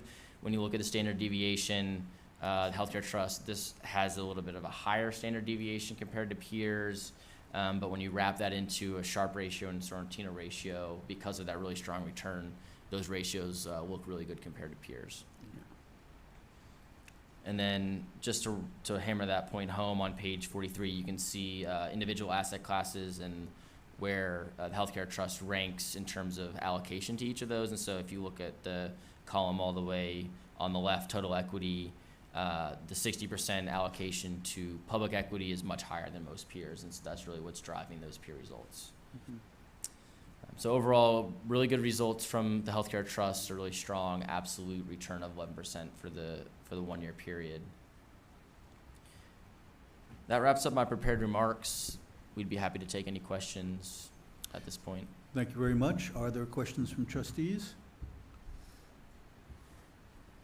Not seeing any public comment or questions? There are none, so thank you very much. Thank you very much. Thank you. Thank you, Makita. So Mr. Chairman, we have one more item, investment fee report. If I can make a comment before we get to that. Mm-hmm. So, Makita pointed out that our 5-year performance is in the 22nd percentile. And I just want to remind the board that our 7-year performance is actually in the 20th percentile of our peers. Mm-hmm. And I don't know if I'll have another opportunity to present a calendar, a quarter performance report. But I want to tell you that this was possible only because of the support of this board. Comments were made about NVIDIA boards and so on. You all don't get paid, but you spend a lot of time in supporting the plan, and you made this possible. So I don't respond to public comments, but I was compelled to say that. Thank you. Thank you very much, and appreciate you pointing out our salary structure for trustees, or lack thereof. Yes, excellent 5 and 7 year performance that we can be very proud of. Let's go forward with the fee report. Good morning. So I'm just going to start with a few words of introduction and context before Ron and Harrison dig into the numbers. I'll be quick, I promise. So I think those of you trustees who've been on the board a few years will be able to recite this phrase along with me. This is the most comprehensive fee report in the industry. We make sure to highlight that every year. There aren't a lot of similar reports from our public plan peers, maybe a few from the kind of better resource plans. And for a little bit of historical context, we started this report almost 10 years ago. It started, I think, way back with Dinesh, and then David, and then Harrison. Now Ron's picking up the bulk of the work here. Ron's been working on this thing for about 6 months. It takes a lot of time to collect all the data, double check it, collate it, organize it into the the eye chart that's behind this presentation. Well, that's a lot of time and a lot of effort. And I guess the question might be why do we put that time and effort into a project like this when both of those resources are scarce? I think the better question really is, why don't other plans do that, right? When you buy something, you generally want to know how much you're spending on the item you're purchasing, especially when it's public dollars. And so I think if you ask those other plans, they would say, well, we're concerned mainly about net of fees returns, right? We pay managers what we pay managers, and at the end of the day, it's the net of fee returns that actually matter. And that's a line I will use all the time as well. If you ask me at the IC about one of our expensive hedge funds, I'll tell you, yeah, well, let's focus on the net of fee returns. But at the plan level, I think that line kind of misses some nuance, right? At the plan level, when you're structuring the program, you make a lot of trade-offs. So first, you as the board, you're deciding on the strategic asset allocation, you're looking at public-private, you're looking at all the different asset classes. When it gets to us at the staff level, we're looking at active versus passive, we're looking at fundamental versus systematic, early stage versus late, established managers, which might cost more, or emerging managers, which might come at a discount. And all these trade-offs come in pursuit of that net of fee return. But what the fee report tells us is some context around that number, right? Fees are a byproduct of all those decisions and trade-offs that we had to make along the way. And so the fees, at the end of the day, will tell you how efficiently, how well we structured the program to get to that net of fee return. And so we might have a certain net of fee return. You'll see that comparable to another plan, maybe approach from a completely different direction, completely different cost structure. And so in the interest of transparency and full disclosure, we prepare this report. You all can dig into the numbers and ask, is staff doing a good job of shepherding the resources that we've been given? So I'm going to hand it over to Ron and Harrison to walk through the numbers. Good morning. Thank you. So earlier today, representatives from Makita and Newberg represented the quarterly returns, which already show the reduced fees and expenses paid to the managers. Usually in the industry, the underlying fees reported by the pension plans in reports such as the ACFR show the fees that are invoiced. We try to present the fee report on an annual basis to provide you the full picture of the costs associated with the investment program. To start, we should understand the total expense ratio and what it encompasses. The net returns are represented by the gross returns, net of management fees and incentive fees, as well as the operating expenses. Management fees are fees paid to the investment managers. Incentive fees are tied to the performance of a fund. And operating expenses are administrative costs of running a fund. Other expenses that you'll see in the charts, the next few slides, are costs incurred to run the plan, such as staff salaries and consultant fees. As Jay mentioned, in terms of data collection, it was a 6-7 month process. Basically, we sent out the templates to the managers and gather the information, scrub the data, clean it up, look for outliers, and then gather the fees for the underlying funds as well. We do all that to present a 8-9 slide deck to present this item. We'll go into the pension plan. This slide shows the 2024 calendar year fees and expenses broken out into different fund types such as passive, active, and hedged and private strategies. Our management fees, incentives, along with the operating expenses for the plan total $32.5 million, which accounted for 103 basis points for the plan. Below that, you'll find that the plan level had $2.1 million in other costs, representing 7 basis points in expenses, which is actually 2 basis points lower than 2023 in 2024. For the healthcare, the incentive, operating, and management fees were $0.9 million, under $1 million, accounting for 6 basis points of the trust assets. This was lower due to the fund investing primarily in passive funds, which was 74.3% of the assets, trust assets. The total cost to running the plan was $0.3 million, which is 6 basis points, which was also 1 basis point lower compared to the previous year. I'll hand it over to Harrison, who's going to discuss the more difficult part of the presentation now. Thanks, Ron. So here we have the total expense ratio over the past 6 years, broken out into management fees in blue, incentive fees in beige, and operating expenses in brown. Below that, each year has its respective plan net return below.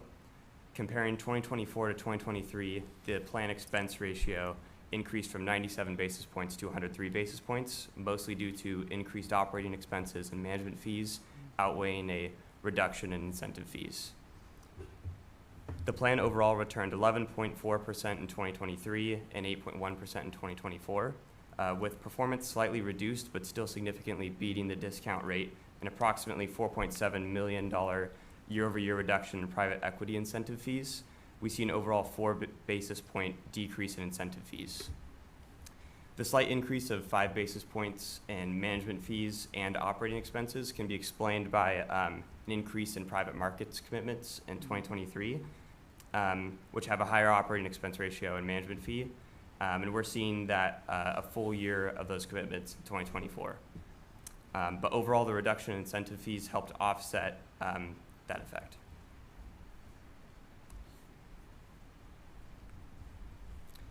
In this graphic, we have our management fee ratio plotted over the past 10 years.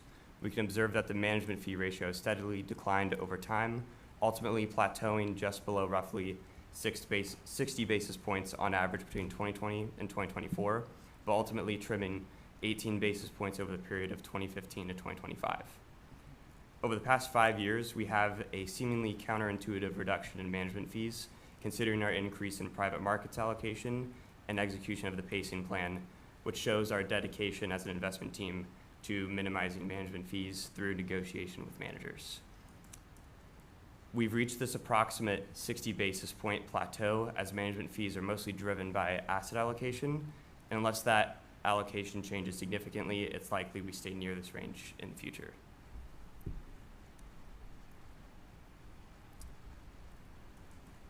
Here we have a graphic representing the contribution to management fees by fund type. This is broken down into public, private, and passive, or public, private, and hedge funds, all within the active strategy type, so this is excluding any passive funds. In this graphic, we can observe the brown bar sitting on top, which shows the hedged contribution to fees declining overall since 2017, playing as a big driver of the reduction, progressing from 36 basis points all the way down to only 7 basis points in 2023. We see that compared to 2023, public and hedge contribution to management fees have remained relatively constant, but private markets contribution to management fees has increased by 5 basis points. A common theme we've seen throughout our report and analysis, marking a maturity and development of our robust private markets program.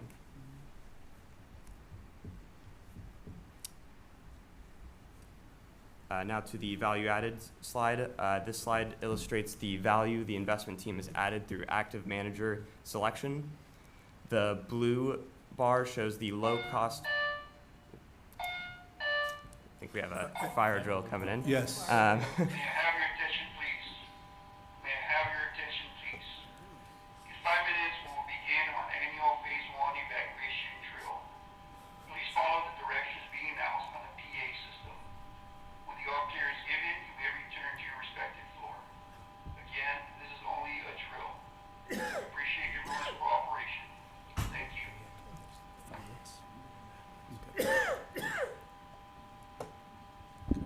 just a note, this only affects certain floors, so they'll announce which floors are affected, in which Right. case we'll have to participate if it's our floor. But Oh, I is think it? we was got an informed email that we saying were- not. Yeah. I was informed we were expendable, so we did not have to participate, but, We do have the vice mayor with us. This vice mayor is gonna make sure we participate. I see. Just so you know.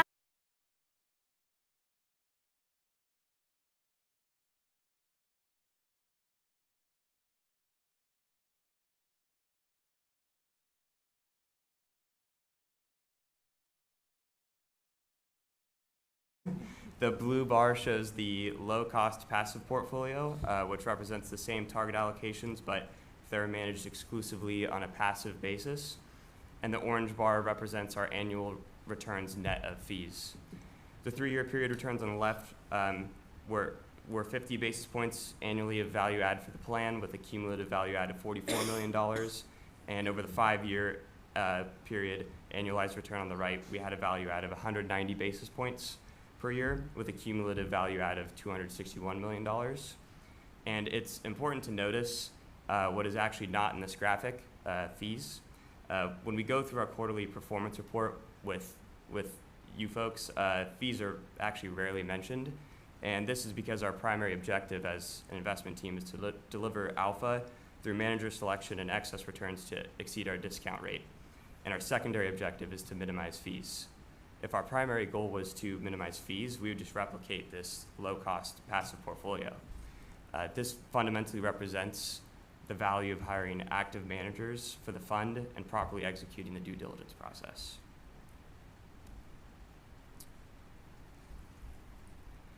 So this final table here serves as a representation of the hard work and extra effort our team puts into generating fee savings.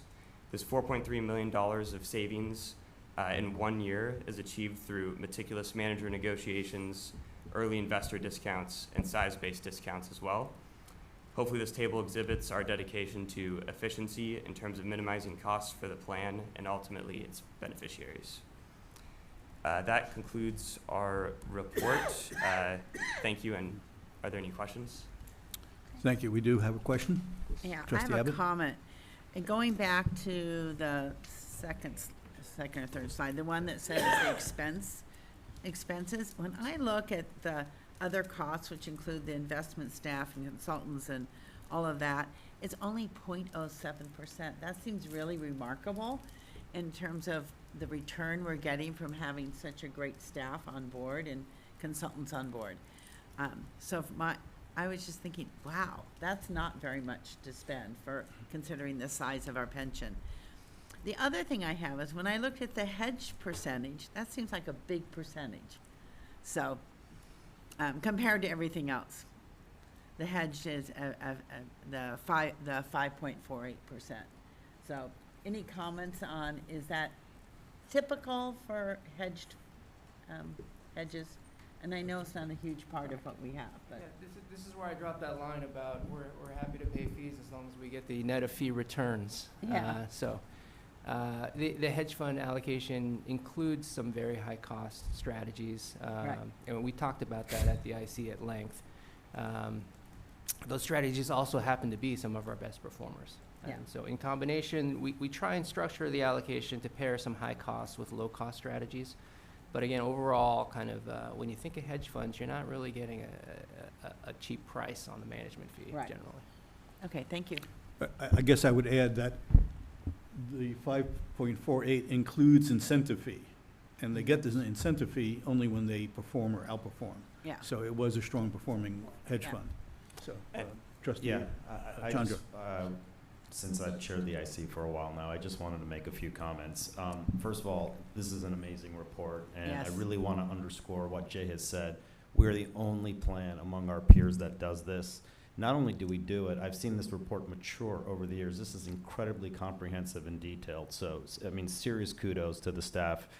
We talk a lot about transparency, and it's nice to see our staff walking the walk. That's number one. Number two, I personally believe that incentive fees should not be considered at all because they are not an expense. We are not proactively paying any of these dollars. These dollars are only earned by managers when they have performed and given us a profit. So they're just taking a piece of the profit share. Now, if that manager is not providing a decent enough net return, our staff has them on watch lists and monitors them closely and will fire them. But these are clearly performing managers who are earning these fees. I will leave it there. I could keep going on, but I'm really grateful. Thank you for the comments, Trustee. Can I just add one thing? So so this is a comprehensive fee report. Thanks for pointing that out. And I first presented this to Mayor Liccardo and his colleagues in November of 2018, and this will be year 8.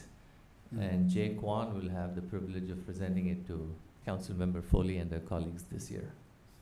And I guess that's less than a month. Yeah, it's coming up. Yeah. And I Great. want to add one more thing, and that is this value added from active strategies. That really brings home the importance of paying some of those fees so that we can, in fact, have a higher return coming to our retirees and future retirees. Actually, Chair Horowitz, I did have a third, and this will be my final. Okay. And this is also circling back to something that was mentioned publicly at the beginning. This is what, and maybe just adding on to what Trustee Abbott said, that active performance is the result of the active management that takes place from the CIO and the staff. Yeah. The idea that we would trust our managers because they are experts in their asset class, which I think was alluded to in a public comment, would be like letting the fox in the hen house. And so we need our own independent layer. Yes, there are some plans that do that with consultants only, but I also believe having people who act specifically as paid employees and fiduciaries on behalf of the plans is critical. And as Trustee Abbott pointed out, it's a de minimis expense when you think about the size of our plan and particularly the amount of AUM and alpha that we've added over at least my tenure. Yeah, Vice Chair Foley, did you want to? Just a Question? quick comment about the fees.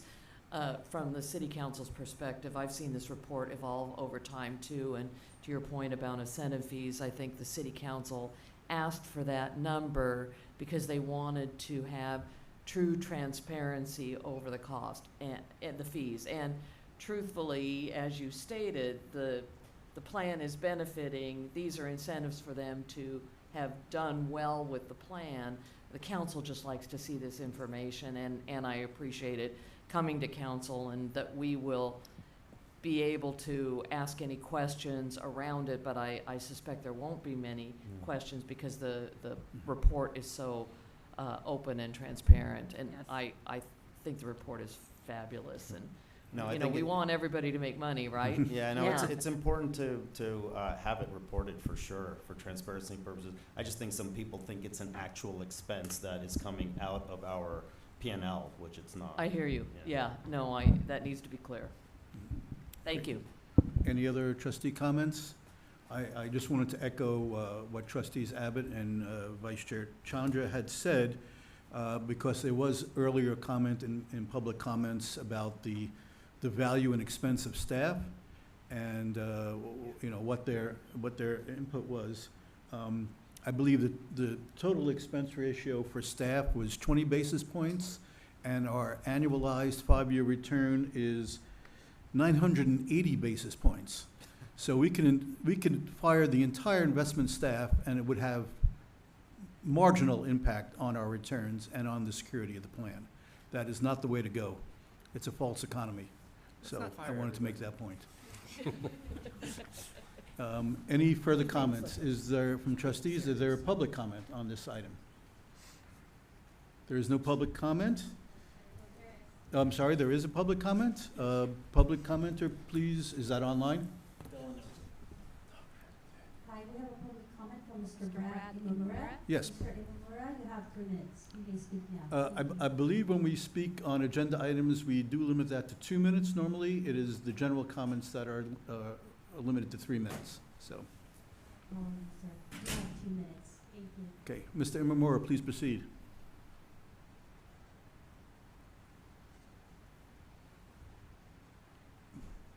Mr. Imamura? Oh, he's not present? Okay. Very well. Are there any other public commenters? No comment.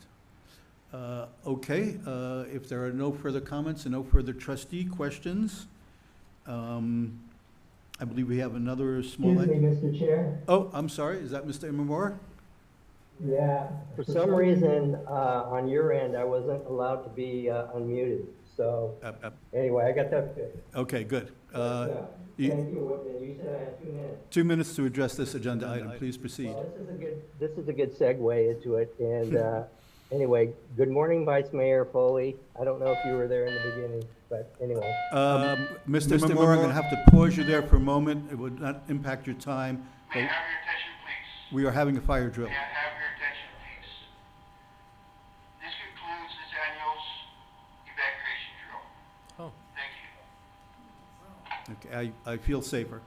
Okay. I'm sorry about that interruption. Mr. Imamura, please continue with your comments. You know, maybe the fire drill is appropriate. But what I wanted to do is highlight the presentation on the fees. Obviously, you see, we pay a lot of money to our money managers and to our consultants.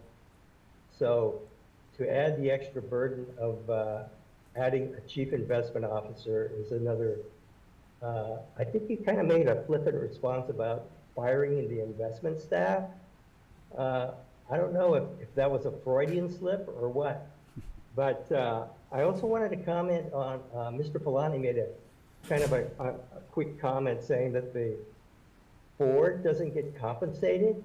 Could you clarify that? I understand that at least 4 of you are compensated, and actually 6 of you are, because 2 of the active employee representatives are actually being paid. So they get a salary from the taxpayers of the city of San Jose to sit on this board and to participate.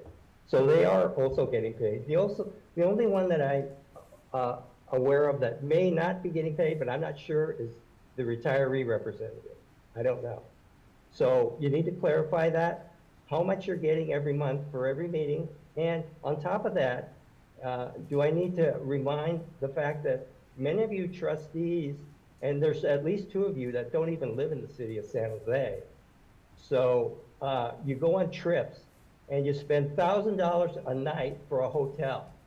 So that's your compensation, okay? So let's be honest. I know you conduct these meetings and you don't miss an opportunity to pat yourselves on the back. I don't see that that's appropriate at this time. You're 60% funded. I just gave you an example of the city of Fresno, 85.9% funded in their funding in their retirement fund. Thank you. We're at the 2-minute mark. You keep patting yourselves on the back. Okay, well, let me clarify about compensation for trustees. It's a matter of public record. I believe public members, that is those who are appointed by city council, our compensation is what, $285 per month on the months that we have meetings. If you amortize that over the hours I put in, that's less than minimum wage. I'm not sure what the city employee members receive as compensation, but I believe it's similarly de minimis. So the amount of time that the trustees put in, for the meetings alone are many, many hours per month, plus all the preparation time. So I will just clarify that point. Thank you. Any other public comment? There is none. We're concluded with item 2G. There is no old business. Item 4, item 5, new business, 5A, oral update from the CEO, Mr. Flynn. Morning, trustees. Mr. Chair, I believe we skipped over item 3G. Yeah, I was wondering if the committee. Oh, I'm sorry. Getting ahead of myself. Item 3G, discussion action on the IC charter technical update. I believe this is a fairly simple matter. I'll give a brief update. With the IPS update that was approved at a previous board meeting, we also found that we needed to make an update in the investment committee charter in reference to a section number. So no meaningful changes, just updating based on section number updates in the IPS. Great, and you have a red line version in your packets. Any questions about this update? None. Any public comment? There is none, so I'll entertain a motion to adopt the technical update. So moved, Mr. Chair. Thank you. We have a motion from trustee Linder. Is there a second? Was that a second from trustee Avasti? Okay. Any further comment on the motion? All those in favor say aye. All opposed? There are none. Technical update is made. Thank you. Now we're on to new business. And in fact, at this breaking point at 10:10, let's take a 5-minute break in the proceedings and resume when we can come back. Thank you.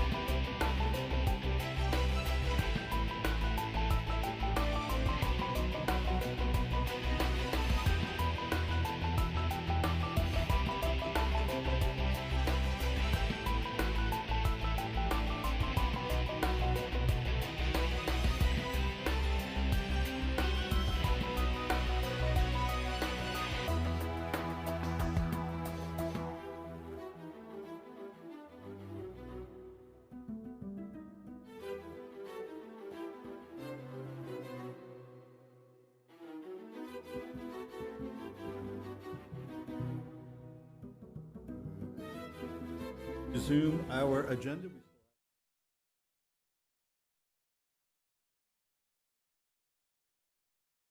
From our CEO, Mr. Flynn. Good morning.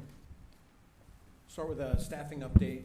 We're pleased to announce Tara Tran has been promoted to a benefits senior analyst in our pension team. Tara started with ORS in, hold on, I'm getting a note that they can't hear us on the Zoom. Someone has to.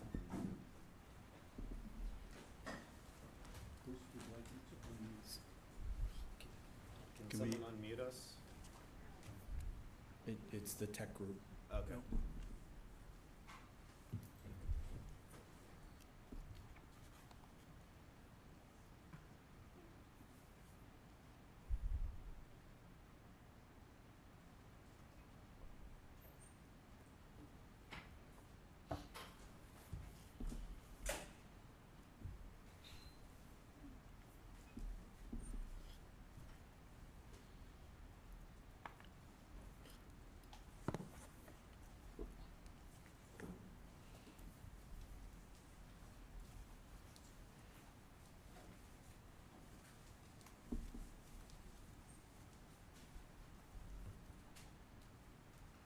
Okay, it looks like we're unmuted. Okay. I'm going to start to take it personally. This is the fourth time I've tried to attempt the start of the oral update. That was partly my fault. No, that's fine. Staffing update, we're pleased to announce Tara Tran has been promoted to benefit senior analyst in the pension team. Tara started with ORS in April of '22 as a pension staff specialist. She assisted with demographics, disability, special projects, and health, as well as new employee welcome presentations. In July of '22, she was promoted to analyst in the health team and quickly became the health expert. In June '24, Tara moved to the pension team as an analyst, working on service purchase and military leaves. Prior to joining RRS, Tara was a benefit analyst at the United Nations Pension Fund for 6 years until she relocated in 2018. She has a Master's of Business Administration and Finance. Benefits is currently recruiting for 3 positions, all within our pension group of the benefits division. These 3 positions fall within the staff specialist and analyst supporting our members. This, combined with a maternity leave, represents a 50% staffing level across that working pension group, with our busiest months of the year about to start with open enrollment. Just a few quick notes on what we've done to try to mitigate some of these staffing concerns. We've expedited analyst hiring process through an existing analyst list, but unfortunately it did not result in a hiring. This now requires that we post a new hire request. Hiring a new rehiree, Donna Hepp, welcome back to ORS. We extended an existing temp staff specialist. We hired a new analyst temp position to support ORS through the duration of the maternity leave, and we've shifted work to existing retired rehires. The health team is also helping out when they can, but coming into open enrollment, that ability to help is coming to an end. We're also bridging the workload gaps with overtime and prioritizing critical and time-sensitive work. On a better note, in the admin group, I'm delighted to report that we have a program manager who has accepted a conditional offer, and we hope to have a start date in the next few weeks. We have some additional personnel items to discuss later under the JPC. Our DCIO, or Deputy Chief Information Officer classification, the city classification unit has completed the classification work, and we're currently expected that the request will go to City Council on November 4th. Our investment compensation study service order was signed on Monday, and work has started. We expect this process to take 12 weeks, at least 12 weeks. For those of you who are members of the system, you may have known that this past September we launched a new and improved member direct portal. While the overall look and feel was refreshed, the core functionality remains the same. This was an important first step towards offering self-service functions. What did change is some enhanced security, some trusted device features, as well as expanded multi-factor authentication options. As a reminder, we host quarterly retirement planning workshops. This class is for Tier 1 and Tier 2 members who are within 1 to 2 years of retirement. The workshop is approximately 2 hours and covers City of San Jose retirement benefits and a variety of topics. The next workshop is scheduled for Thursday, February 12th. As I had mentioned, ORS has started open enrollment activities. Open enrollment begins Saturday, November 1st and runs through Sunday, November 30th. Open enrollment informational postcards have been mailed to retirees. ORS staff have conducted an open enrollment presentation at the POA and the SJREA at their regular meetings on October 9th. I attended the SJREA along with Prabhu, and it was very well attended.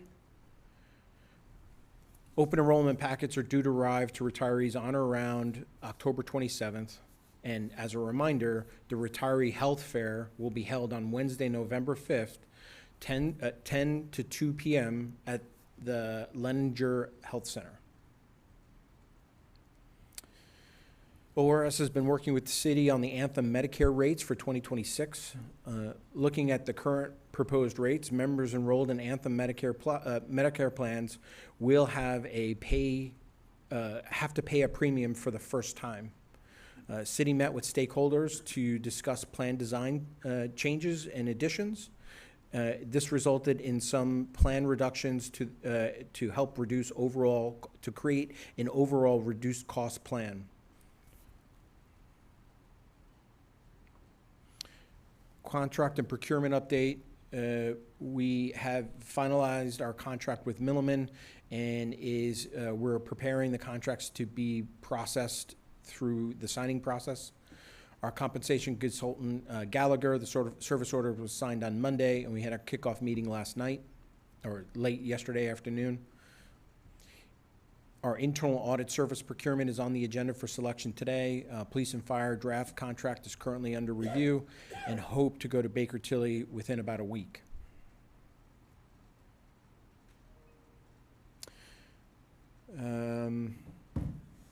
I'll just close with the ORS quarterly all-staff meeting is scheduled for November 4th. And with that, I'll take any questions. Thank you, Mr. Flynn. Are there any questions from trustees? I heard you say DCIO. Was that an information officer or investment officer? That's a deputy chief investment officer.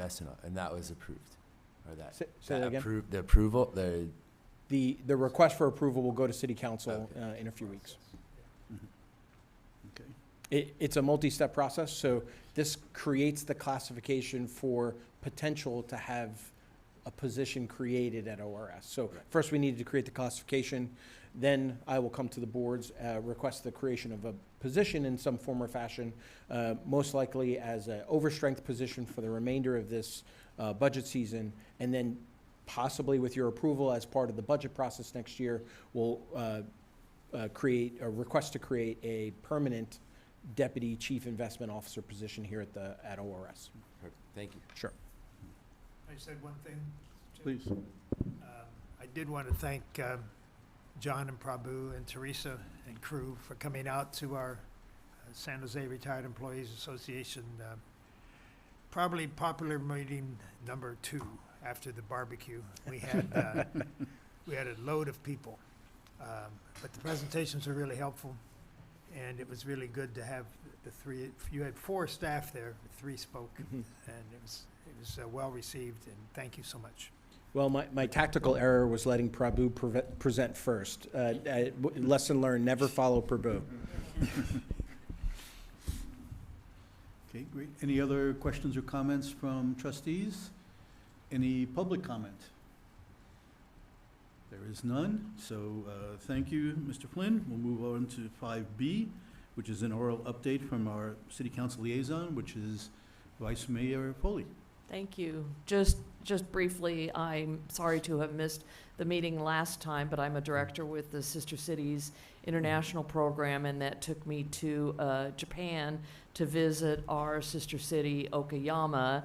I should let you all know that that was personal funds that paid for that, and no taxpayer dollars were expended in that trip. But we were able to meet with our sister city that we've had a relationship with them nearly 70 years, and very, very productive on how we can go forward economically and do exchanges with students and such. On a local note, the city is still facing economic uncertainty as we move forward through the year, and a lot of funds that we were looking for grants to fund various programs have been stalled by the federal government. We're hoping to unlock some of those funds, but at this point, a lot of them have not been unlocked. Many of them are related to transportation efforts. One thing I do want to give you a heads up about is that on October 13th, Monday, we activated 4 red light cameras that will, if you run a red light in the city of San Jose within these 4 locations, you're going to get a ticket, and it's going to be an expensive ticket, and it will be a mark against your license. So please drive safely. The reason for this is that we know that people running red lights increases to fatal crashes and serious crashes, serious injury crashes, and we're trying to create an area, a city where we do not have pedestrian deaths as a result from traffic accident or traffic crashes. So 2 of the intersections I can tell you about because I have them off the top of my head. The other 2 I don't, but the one is Bascom and Camden. That's actually in my district, and please drive safe. So you've seen them already. So there will be a 60-day warning period. Yep. After that, you're going to get a ticket. Again, it'll be a mark against your license and about $500. The other is at Lee and Parkmore. So there's one on Monterey Road, and there's one east San Jose. Those are all related to areas that have had high levels of injury crashes and fatalities. There's other traffic safety coming along, but I'll talk about that later as it occurs. So please drive safely. Give yourself extra time. Thank you. That's all I have. Thank Oh, you. wait a minute. I forgot the most important thing. Prabhu, I wasn't here to hear that you were leaving, and I hear you are. I hear it's retirement. That's exciting. But I just want to point out, and others have already said it, how well the retirement plan has done under your leadership. It wasn't that way before you came on board, and you have made it this very successful plan through you and the staff that you manage. So I just wanted to give a shout out and a public acknowledgement, and thank you for all the work that you've done for us. Thank you, Vice Mayor Foley. Thank you. Yeah, allow me to echo those comments, and also, since it was a subject of public comment, to reassure the public and stakeholders and plan members that we have a process to recruit and replace Mr. Polani that is taking place. And we have Mr. Polani's support for us during this transition period, so there should be no sudden changes to the plan and its performance. So with that, are there any? I have one question. Please. Madam Vice Mayor, I noticed that Nora is retiring as our city attorney. Do we have an idea who, she's done great work. I've enjoyed working with her, but do we have ideas who the next city attorney? Yeah, she was on your, Nora was on your list today. We do. I'm sorry, I can't recall the name off the top of my head, but we have hired a city attorney from Sacramento area. I was on the interview panel. The process is that is one of our council appointees is the city attorney. So I was part of the interview panel. Then we narrowed it down, and the city council met with her, interviewed her, was really impressed with her, and she comes on board, I think the first of, mid-November or so. They're overlapping a little bit, but and Nora speaks very highly of her. So it will be, Nora's been with us a long time. She's been really a fabulous city attorney, and before that within the attorney's office. So it's a loss. Thank you for mentioning her. Yeah, thank you. No, I had a chance to meet her before she became a member of the city attorney's office. So way back, but no, she's been good, and I'm really excited to hear we have somebody. Yeah, thank you. Thank you for that. Great. Any other trustee questions or comments? Any public comment? No? So, thank you again, Now we go to Council real Liaison. business here. And now we can move forward to item 5C, a very important item, which Yep. is our economic assumptions. And for that, we have Mr. Hallmark from Chiron. Good morning. Let me get the presentation up here.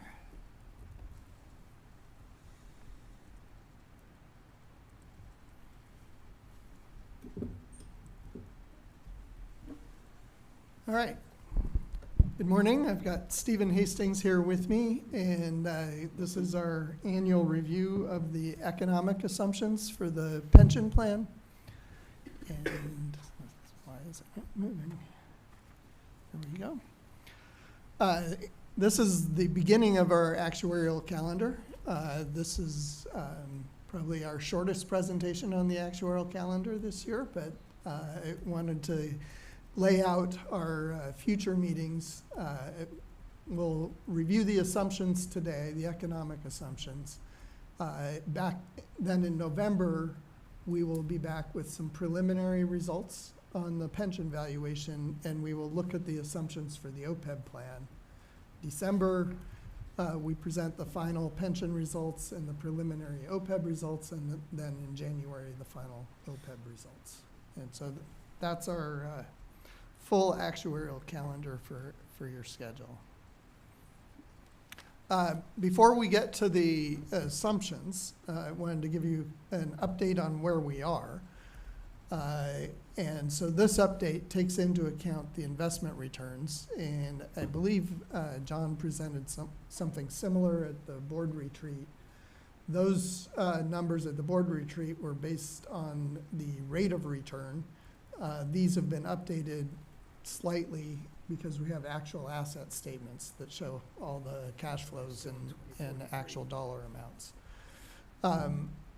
But the news is generally good. The market value funded ratios increased from 61 to 66%, actuarial value from 61 to 65.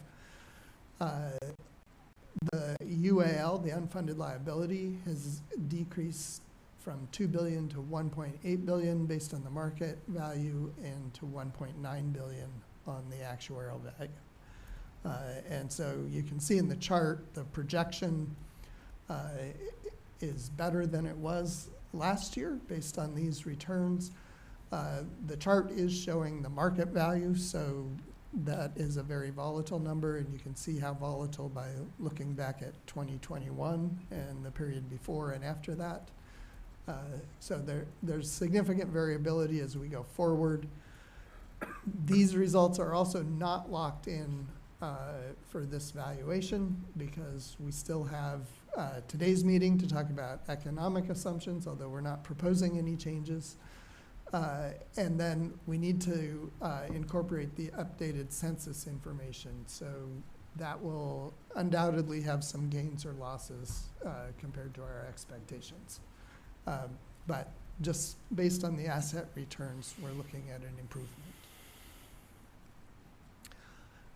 Similarly, looking at the impact of the investment returns on contribution rates and contribution dollar amounts, you can see a slight improvement from last year.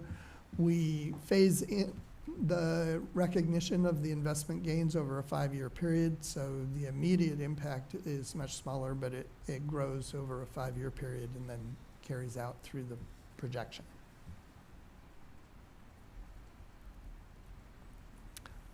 All right, the economic assumptions, we review these every year. That doesn't mean we change them every year, but we check in and make sure they're still appropriate. We do the demographic assumptions every 4 years. And so we're in the middle of that period, so we're not looking at those. That's retirement rates, mortality, those sorts of things. We'll be looking at that in a couple years. So these assumptions are going to be used for the 2025 valuation. they set contribution rates for fiscal year end 2027. So there's a little bit of a delay. We're looking at just 4 assumptions: the price inflation, wage inflation, the amortization payment increase rate, and the most important one, the discount rate for the pension plan. We are not recommending any changes, so we've actually put a few of our slides that we normally cover in the appendix, and we're going to go through them quickly, but feel free to stop us and ask any questions if you want to dive deeper on any of those.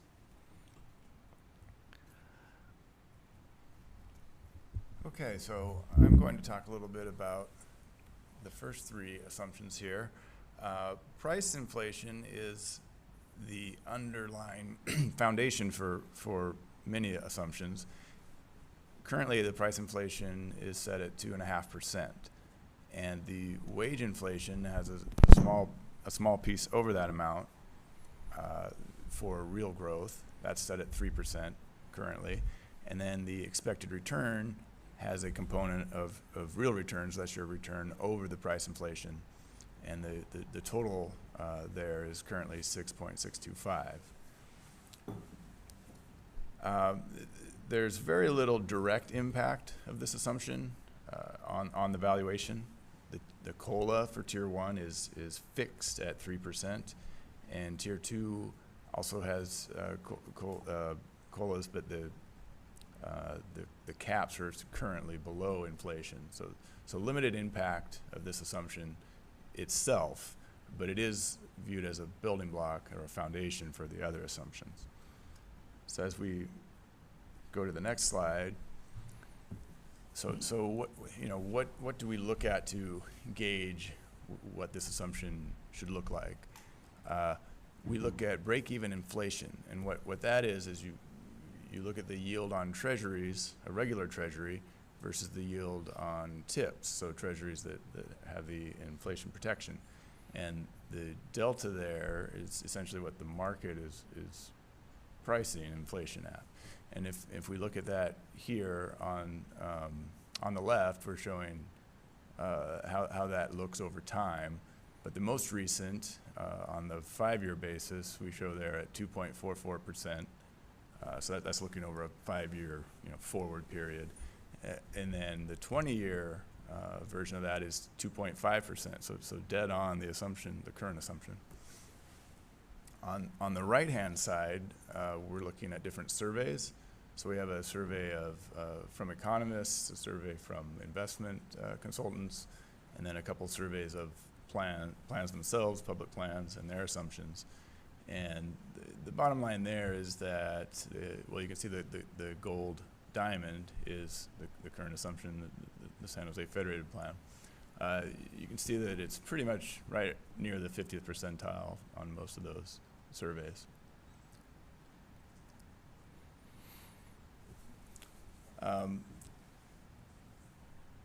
So on the next slide, we look at wage inflation, and there are several components of salary increases. So wage inflation is sort of the across-the-board increases expected over time. So there's a component that is over and above price inflation, and that's for things like productivity growth. And then there's a separate assumption for merit and longevity increases. That we consider a demographic assumption, and that's part of the study that would be separate in 2027, as Bill mentioned earlier. So here we're looking at the wage inflation, and that's currently set at 3%. Now, and that's an ultimate rate. And then on the right side here, we have a survey of different what is this? Inflation. Bureau of Labor Statistics. Sorry, different local government inflation data, and I would say probably don't want to focus too much on that, especially in the past 5 years. There's been kind of an inflationary period, so those are running a bit higher. What we'd rather focus on is the exhibit on the next page, the table, the slide here. So our current assumption is to reflect in the year of the valuation the actual bargaining agreements by group, and then from there The couple of years after that, we reflect sort of an aggregate rate based on those agreements, and then we have an ultimate rate, so that's the 3%. So we're not proposing any changes. There were no new bargaining agreements to reflect. And again, currently, we're going to leave that wage inflation piece at 3%. So no changes proposed. Yeah, I'd just say, for the last several years, just about every public plan I've worked on has had losses due to salary increases. And that's following the high period of inflation. We've seen raises given through bargaining agreements, but also some special increases by position. The challenge is we don't expect that to continue, but when and where does it settle to? And so we're comfortable right now looking at how these bargaining agreements play out, that 3% is still a reasonable estimate of where we expect that across the board salary increase to settle at going forward, even recognizing we've incurred losses from much higher salary increases very, very recently.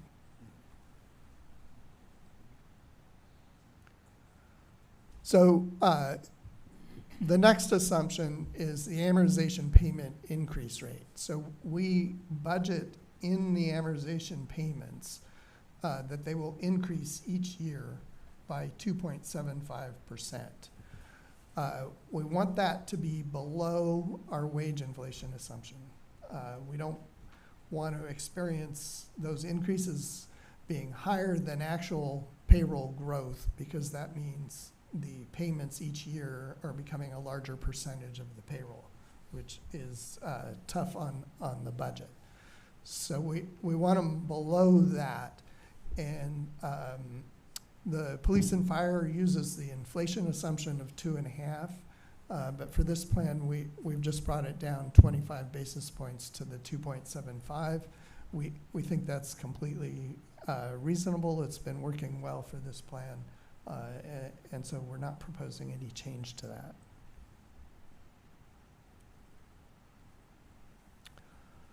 So then the fun one we've had the last couple of years, and actually the last couple decades now, is the discount rate, because it is the most powerful assumption.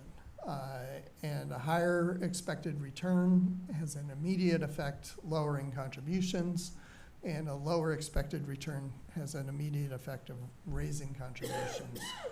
I do want to point out it's just an assumption, and over time it's the actual returns that come through and affect the contributions, but it's kind of the starting point. We provide some context and background, but really we are focusing on what the expectations are for the future, and that's been part of the challenge the last few years, and it continues to be. Over the last couple decades, every pension plan has struggled with reducing the discount rate, and this plan was one of the first to start reducing and get down to a much lower level. A lot of that was driven by the decline in interest rates, and so you can think of your expected return as a risk-free return plus an expected risk premium. And so that expected risk premium kept growing. When interest rates shot up, that shrunk the expected risk premium. It provided a lot more flexibility in setting the discount rate. And we've actually been kind of looking at, well, at some point, could we potentially increase the discount rate? I think we were concerned that some of those trends for interest rates would come back down, and that's what we're seeing now. So we start our analysis looking at Makita's capital market assumptions. They're your investment consultant. They know your portfolio the best. But we also compare theirs to what's called the Horizon survey. Horizon's an actuarial firm on the East Coast that specializes in multi-employer plans, but they conduct a survey of investment consultants and publish the results. And so we compare to their average to kind of check on Makita's, but there's a little less accuracy in using the horizon because they don't, especially for the private asset classes, they just have large groups of private asset classes, and so it's not always apples to apples. And just to clarify, these numbers reflect our current asset allocation. They reflect your current asset allocation. The appendix shows that asset allocation. It also shows how we mapped your asset allocation onto the asset classes available by Horizon. You'll see that over the 10-year return, they're basically the same. The 20-year return, Makita's more optimistic than the average in the Horizon. But I really wanted to get to the next slide here that looks at the history. So, well, wait, on this slide, we highlighted in bold that range between the 45th and 55th percentile, because you're gonna get movement in that median distribution of discount rates every year. And so we've been starting to look at how does that 45 to 55th percentile compare over time. And so here on the chart, the gray bars range from the 45th to the 55th percentile. And on the top, you have the 10-year horizon, the bottom, the 20-year horizon. And we're showing the last 5 years of Makita's returns and then the current horizon. And so you can see in 2021 and 22, our assumption was higher than the top of the gray bars for the 10-year horizon, but was right in the mix for the 20-year horizon. At that time, there was some pressure to continue reducing the discount rate. But then when interest rates shot up, those gray bars shot up significantly. And that provides data that could be used to raise the discount rate assumption. But we cautioned that that could be a very temporary situation. And so we've been monitoring that temporary situation for a couple of years. And you can see now this year on the Makita assumptions, we are now within that gray bar, just barely, and just barely outside of it under the horizon assumptions for the 10-year period. And we're still expecting the Fed to reduce interest rates going forward. And the valuations, I think Prabhu said they're flashing red. So at this point, we're not comfortable talking about increasing the discount rate. We very much want to leave it where it is. There's certainly a lot of uncertainty going forward and where this is going to be, but we do not believe now is a time to consider an increase. These are the key points we talked about the last couple of years. Was that increase in capital market assumptions just temporary? And keeping in mind that it was very painful to reduce the discount rate as we went through that process. And so what we really don't want to do is increase the discount rate and then have to reverse course and reduce it again. And so that has kept us holding it where it is. It's fine to have a discount rate that's lower than the expected return. You just have a better probability of achieving it, and things work well. So again, we're not proposing any change. We're not proposing any change to any of the economic assumptions. So with that, we'll take any questions you may have. Great, thank you. Are there questions from trustees? Mr. Nakagawa. Yes, I have a question on the wage inflation. I'm just curious, is the vacancy rate for the city factored into that equation at all? Is the what? The city's vacancy rate? No.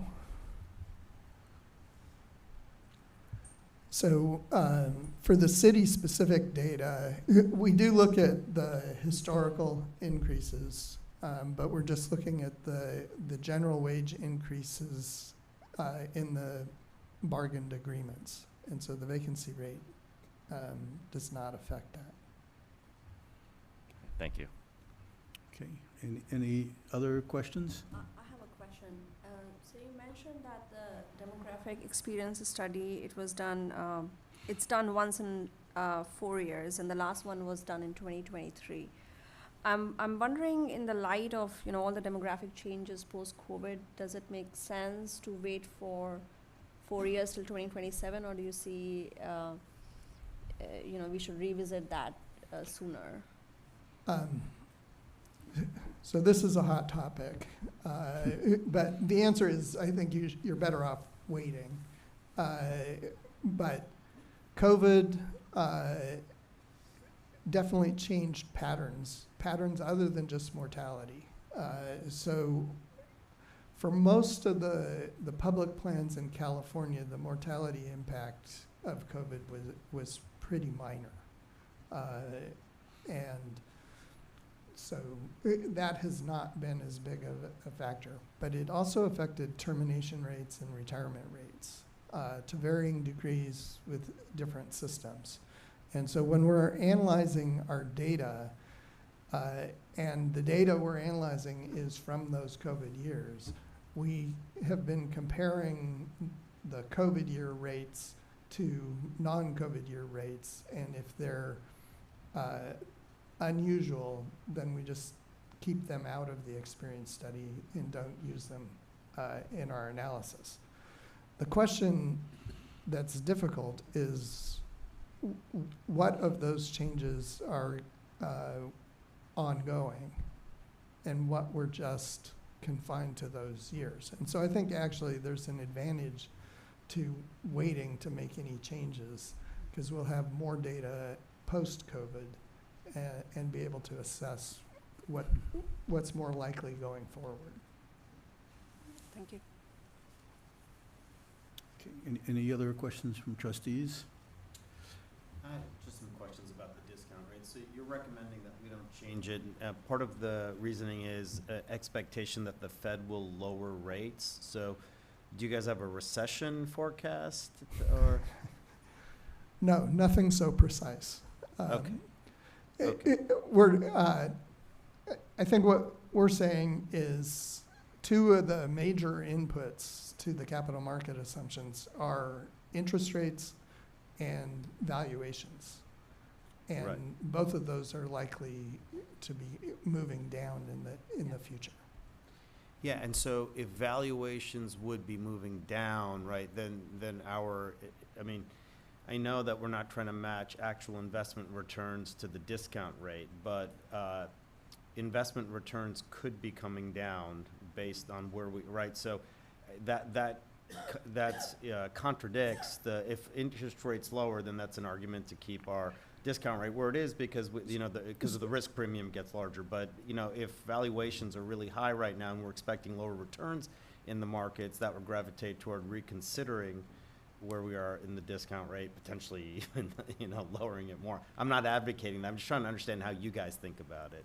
Right. So we're looking today at what are the future returns, and then a year from now, what would we expect future returns to be, and so forth.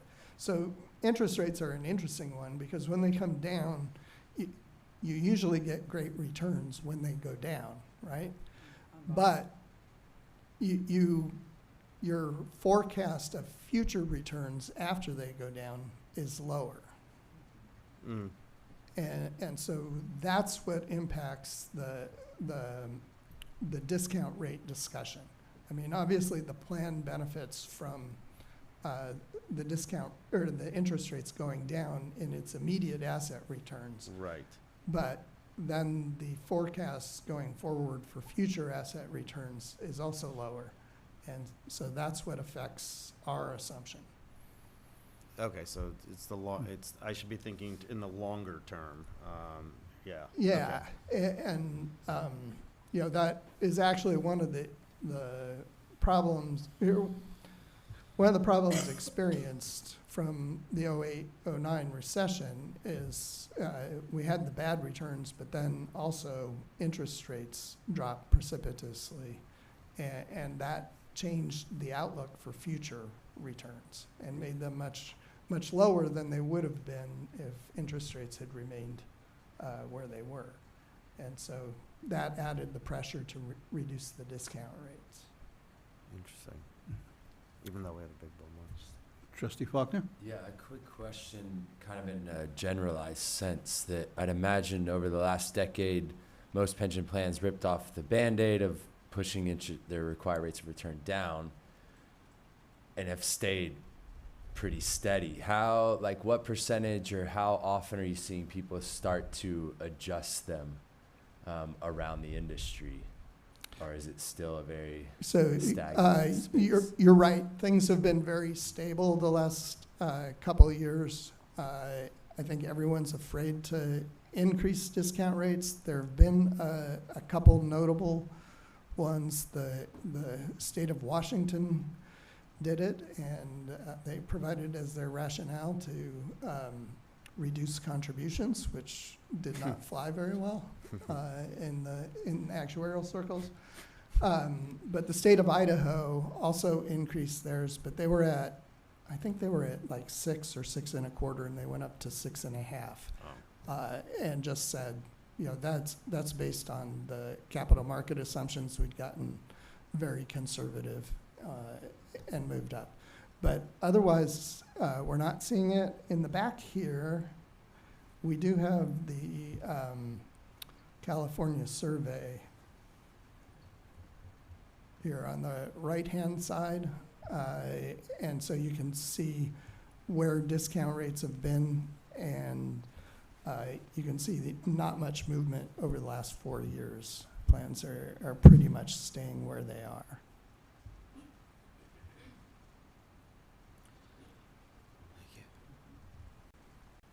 And we are in the 25th below the 25th percentile currently. Yeah, there's a large group at 6.75. Mhm. Well, I'm wondering if it is approaching the time for us to consider a marginal increase in the discount rate. We are below our peers. We were more aggressive, more conservative than our peers in bringing the rate down over these last decades. And we've maintained it at 6.625% now for 5 years. Our actual performance has been 9.8%, so that's almost 300 basis points above our assumed rate of return. Granted, valuations may be very high now, but this is an assumed rate of return over the longer period.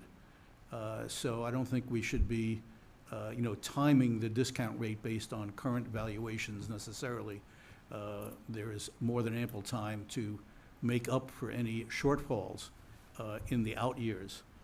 And indeed, we are below the 50% mark in terms of the Makita and Horizon forecasts. We are below actual performance over the last several years for their CMAs. And our own performance has, as I said, greatly exceeded it. I am all for being conservative and being careful, but when your discount rate is only 2/3 of what you're actually delivering, conservative seems to blend in at some point into maybe sandbagging the number to where it's too low. And I think we can tolerate a slightly higher 1/8 point increase in the discount rate. We have shown as a board our ability to lower discount rates in the past. As I said, we've been most aggressive about that. So there's certainly the argument that it would be difficult to lower it again in the future doesn't sway me greatly. So I'm not sure how other trustees may feel about that. But I think our ability to achieve a 6.75% return is something that is still quite conservative. We were a leader on the way down. Perhaps we will be a leader on the slight uptick on the way up. Again, we are still way below our peers in California. So I invite any further discussion or comments on that from fellow trustees. My feeling is that what we heard earlier is that the markets are very overvalued, and it would, if we were to increase our discount rate and all of a sudden underperform, what happens visibly, it would look like we're doing a very poor job. I think we have to hold the discount rate until we see more about what the returns are going to be, because you know, markets go into, they have big fluctuations, and we're really high right now. I think that it would look really bad on our part to increase the discount rate and then not be able to do it, and then come back to the city and say, whoops, we were just kidding. Next year, we need even more money because we missed it. Yeah, especially in the light of the deficit that the city is facing, I suggest that we keep it constant, especially when we are really in that range of the gray bar. Yeah. Well, that would not increase the city's deficit. It would actually diminish it. It would diminish the deficit. But if you have to reverse the course next year, then that's a stress. Well, to that point, we haven't.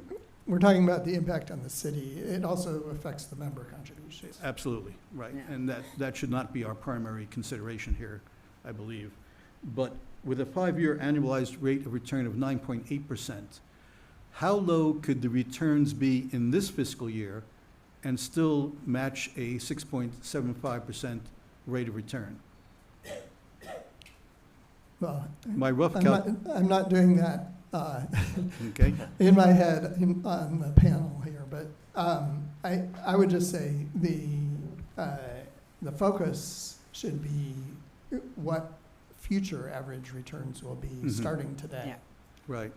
And according to the so CMAs, 5-year yeah, so you look at the CMAs are a better barometer for that, which do show an expected return of 7.1. Before, I'll switch to that slide, but before I do, I just wanted to show, I put the histogram of discount rates for 2024 for California, so you can see the number of plans at each discount rate there.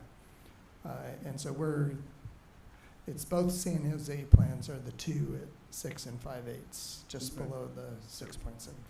right. And the meaty part of the chart is 6.75. And again, our current discount rate is below the 50 percentile point on the CMAs. So I believe a slightly higher discount rate is fully justified by the long-term expectations that our consultants believe our asset allocation can deliver. Yeah, so here's the distribution they have based on the 2025 capital market assumptions, and then you can get a sense of how those have changed from the gray bars on this chart. Again, just below the gray bars. Trustee Faulkner, it looked like you had a comment. I think two sides to the coin here. From the investment's perspective, we're setting a risk profile, right? I mean, a 12, 13% standard deviation would, in theory, should return on average above 6 5/8%. And then the separate kind of component is like, we have this obligation of cash flows to pay out. Actuarially, what number are we going to use to discount that rate? There's a very strong argument for the opposite side, in that being the appropriate discount rate for any defined benefit pension plan is the risk-free rate of return, which is 2.5% lower than it currently is. Now, I would never argue for that to happen. The perspective of that is that if you're a pensioner, right, you're a retiree, those payments are, relatively speaking, guaranteed. And so if someone came up to you today and said, we'll pay you out early, you're only 50, 62 starts your payments, and you're going to get these for X number of years, and you were thinking, what rate would you discount those at to take a lump sum today as opposed to this annuity forever? Hands down, your discount rate's risk-free rate of return, because you go, guarantee that I get that number when I retire. there's no risk in theory, no risk associated with it. So like from a theoretical standpoint, there's another new research paper out of Stanford on it that even at 6 5/8, the argument around the country from the researchers say it's too high. And it's the reality that we're hitting of they're so underfunded, and it's misreported how underfunded they are because their discount rates at 6 5/8 are still too high. That 7% is craziness in terms of the type of cash flows. Now, the other side from the investments setting, like, yeah, the goal is to earn the 9% and the 8, 9, 10% returns because we're setting risk profiles around it, but it's almost like two different bubbles that you're trying to balance as well. So I think it's a fair discussion to have. I mean, my intent, initial thought is like, you leave it the same. You've settled in, you have it sorted. There's no need to make waves. Prabhu and team keep making the investment returns that we're trying to do, and you go forward. But I do understand your perspective. I just want to throw on like that flip side of the coin perspective. Could I ask Trustee Faulkner, because I haven't read that paper, the flip side of it is if you're a 30, 40, 50-year plan, and now granted we can't be all in the S&P 500, that would be bad from a diversification perspective, but that has historically been 9%. That might even be edging up because of the essential bull market for the last 15 years. I don't have a current number. Yeah. Right, so it's one side is using a great illustration of it, if a retiree were to take an early payment, and a pension plan is almost virtually guaranteed, so you would use the risk-free rate. But we are actually investing this corpus, right? That is actually the purpose of us and one of our main fiduciary duties. And so when we look at capital markets assumptions, the ones we're getting here are taking diversification and risk management and the volatility that we've set for our portfolio, which we think is appropriate, into account. So it brings it down from 9%, but it's still higher than where we are now. And I just use the 9% as a total contrast to using the risk-free rate. Like, yeah. I could fashion that academic argument as well. Yeah, I think the issue is it's the actuarial perspective of the funding status and then the contribution rates that go in is the risk-free rate of return is appropriate because you have to pay that money. Now, in terms of a portfolio expectation with how much risk you're willing to take, the expected return's much higher. Yeah. But it doesn't change the fact that you still have to pay that money. And so that's why I said it's almost like two bubbles that you're talking about with this. So I agree with that. Your point is right there, but that's two totally different concepts. Yeah, but so that's we have to think about both is what I'm sort of suggesting. Yeah, it's just the priority in theory has to come from the fact that we have to make the payments every year, and that we're still setting the 2 points is like we're still setting a standard deviation or risk profile for SSA to probably earn well above 6 5/8%. So we're kind of subtly doing that, but on paper, when we're thinking about contributions and stuff, we're not doing that. So we're doing that. We are doing a 9%. I mean, I don't know, Prabhu, you might be able to chime in. We are doing a 7, 8, 9% expected returns with how much risk we're taking on, but we're not going to. We're not reflecting that in the actuarial assumptions of like the contribution rates that are needed. Well, the discount rate will set the assumptions for contributions. Yes. And we're setting the discount rate with some perspective on how we are allocated and what expected returns we expect from that allocation. I think, in terms of what you're saying, I think the perspective of an individual retiree using a risk-free rate may be appropriate, but as a collective, as a plan, we are not shooting for the risk-free rate. We are shooting for a much higher rate of return. So we're in a different place from that individual person. Right. So, and we have a long-term perspective, and we have earned more. We do expect to earn more based on the CMAs, and our discount rate is based on earning more. The question is how much more. Yes, that's true. So can I suggest that the pricing model economists use versus the funding model we use might be a good topic for a retreat because it's an extensive topic, and the advantages and disadvantages of using the different models for different purposes is a debated topic, but, largely the public plan industry has fallen on this side of, for funding purposes, just for funding to essentially create a budget plan to accumulate sufficient assets, which is very different than some sort of transaction where you're trading your retirement benefit for a lump sum.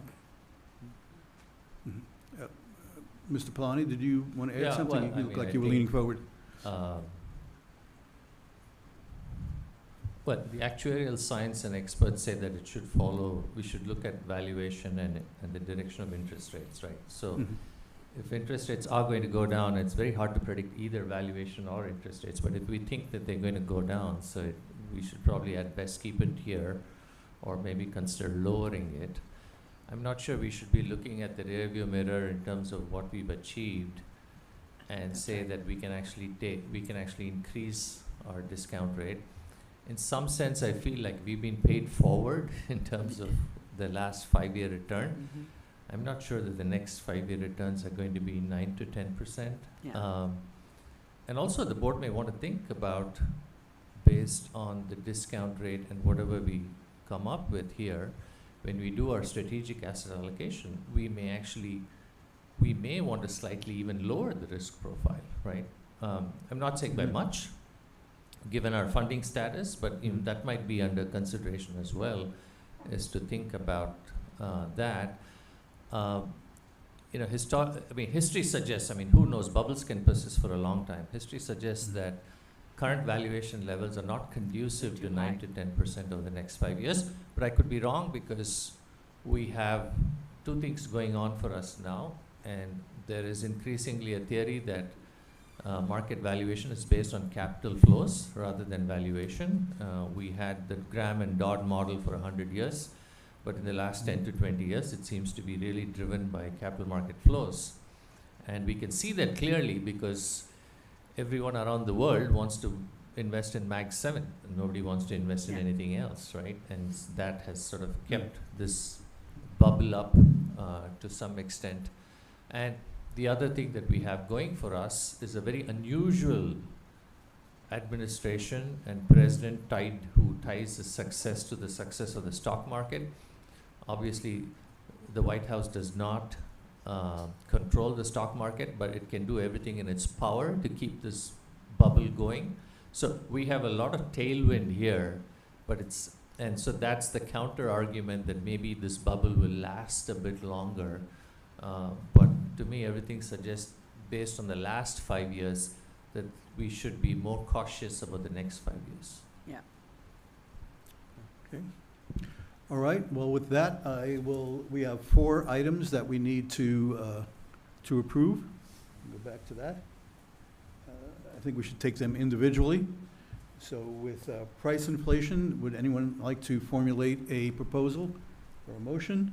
I make a motion to approve the price inflation at 2.5%. So we have a motion from Vice Chair Chandra. Do we have a second? I second. We have a second from Trustee Abbott. Any further discussion from trustees? Any public comment? No. So we can vote. All those in favor of holding price inflation at 2.5%? All opposed? It passes. Now we come to wage inflation at 3%. Would anyone like to formulate a motion on wage inflation? So moved, Mr. Chair. The motion being to hold it at 3%. Okay. I'll second that. Okay, so we have a first from Trustee Linder, a second from Vice Chair Chandra. Any further discussion? Any public comment? Seeing none, we can vote. All in favor of maintaining the wage inflation. Very good. Amortization payment increase, 2.75%. Do we have a motion to maintain the current amortization schedule? I so move that we maintain the amortization Okay, payment we schedule. have a motion from Trustee Abbott, a second. Second. I heard Trustee Faulkner first, so we have a second from Trustee Faulkner.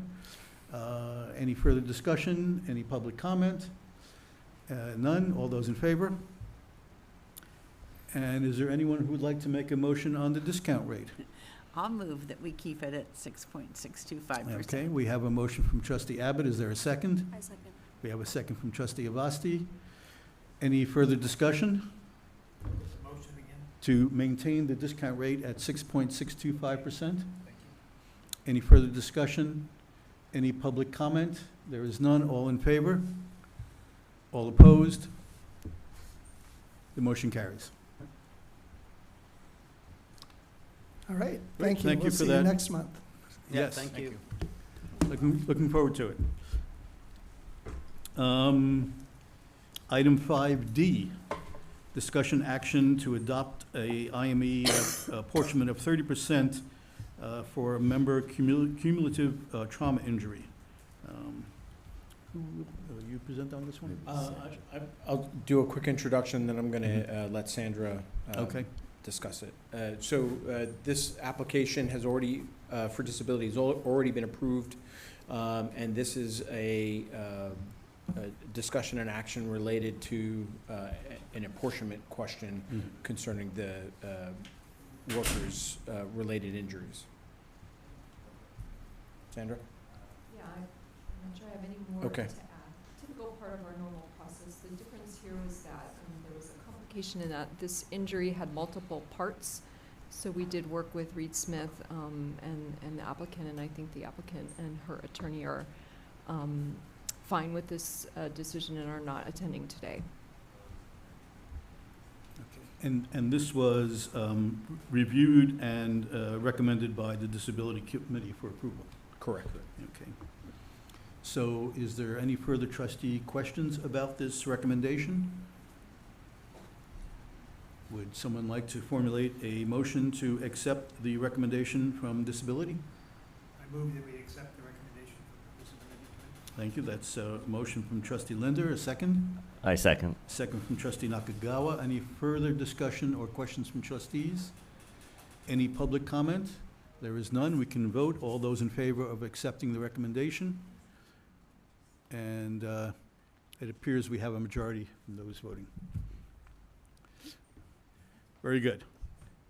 On to item 5E, discussion action on election of the board officer. We have a policy review from Aon. So I'll give a quick introduction. The policy updates that you see before you were based on some concerns raised over the process at the Police and Fire Board.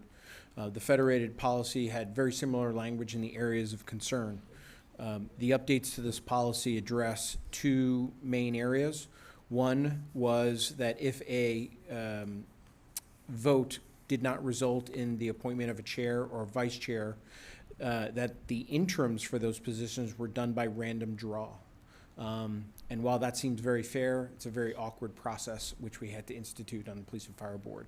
And so that's one item. And then the second item is if you have a set of nominees or not only one nominee that cannot result in an election, there's no process to back out of that nomination.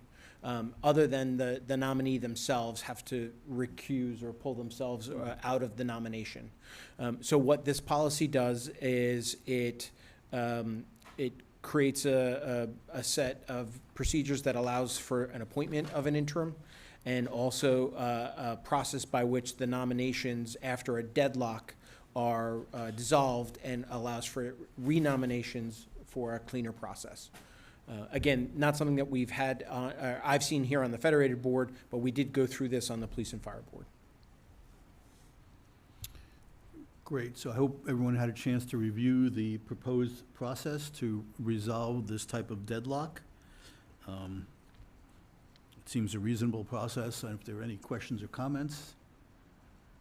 Again, it's not a situation we have faced at the Federated Board during my tenure. Maybe it's because the chair has ruled with an iron fist, but maybe, I can't be sure. Yeah. So would anyone like to formulate a motion to accept or reject this policy review? I move that we accept the recommended policy. And And I'll Okay. second it. So we have a motion from trustee Linda, a second from trustee Abbott. Is there any further trustee discussion? Yeah, I have just I guess a quick question.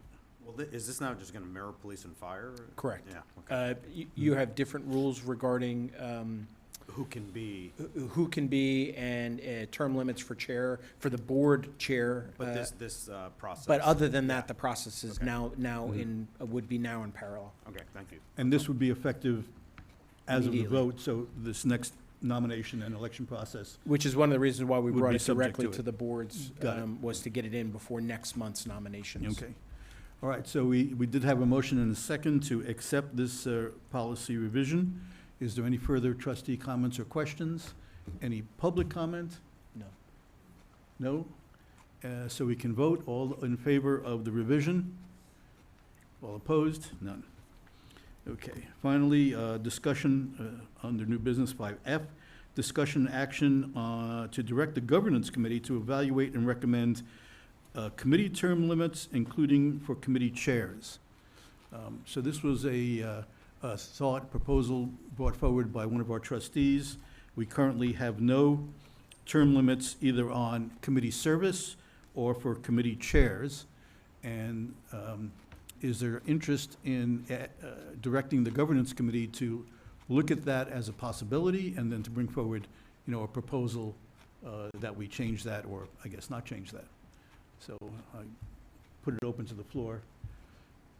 I can make some comments as I propose Mhm. agenda item. So the proposal here is to direct the governance committee to work with the governance consultants who are onboarding newly, so they can evaluate and recommend the appropriate term limits for the trustees serving on the various board committees. Establishing thoughtful term limits would promote rotation, encourage broader participation, and align our governance practices. So the idea really is for the governance committee to look at the current committee composition and tenure patterns and assess what are the best practices in the different boards. Mhm. They can come back with the potential models for staggered or renewable terms, and then also assess impact on committee performance and trustee engagement with such a proposal. So I suggest that this is something that the governance committee is better placed to evaluate and Mhm. work with governance consultants. Okay. Any other comments or questions? My only comment, my understanding from when I first joined, because police and fire, they do have term limits and rotations, so I asked the innocent question, why does police and fire Do they have that for individual committees as well as for the chairs? No, No. the chair and the vice chair have limits on where they can be placed inside of committees. So the chair cannot recommend him or herself to be a chair of a committee, and the vice chair cannot serve as a chair of a committee. Oh, then they've changed, because when I was first chair, the IC, because I would work a lot with the IC chair, would rotate. And so maybe, okay, well, then they don't do it any longer, but I Okay. guess. It could have been by custom as opposed to by diktat, but I don't know. Possible. Okay. Well, I remember asking and being told that because they were 9, they had bigger board and more diversity, where there's maybe less skill set for different types of committee requirements, and so Fed didn't want to hamstring itself. That was what I was told 9 years ago. Yeah, I think that would be, I see no problem asking Aon to look at best practices and see what other boards are doing. But I do note that last comment, which is with only 7 members as opposed to 9, we have difficulty moving people around maybe quite as easily as police and fire do. So, And other boards and other plans tend to be even larger. Right, so we could probably use some more trustees to share out the work here. But that's up. Getting us to, how about getting us to 9 trustees? That would be an And not just the time, I think the governance committee can come back with a balanced approach, right? Like, you have to balance the continuity and, the institutional knowledge, but then, institutional knowledge cannot sufficiently justify indefinite terms. So that's something to Fair enough. think about. Okay. See if they can. And I would just say, as the chair of the governance committee, I think we'd be glad to take this on and think about both the desire to make sure we have some rotation, as well as to think about the size of the number of people we have, and maybe we could come up with something that isn't totally term limits, but is strong recommendations for rotation or something like that. So we can Yeah. think about a variety of different options and perhaps bring them to the board. Yeah, I'm sure Aon might have some best practices and models to share. They can be like staggered terms. I think Benita talked about this in the previous board meeting, so I'm pretty hopeful of some good suggestions there. Okay. Yeah, and we'll take a look at the, our local fellow boards and see what their policies are, and bring some best practices back to the governance committee for consideration. I will tell you that on the police and fire side, again, at the chair and vice chair of the board level, there are overriding abilities for all of the terms. So, while there may be a standard with a supermajority vote, the same person could stay in for a third term, as an example. Or they require flip-flop between private and public members on the boards.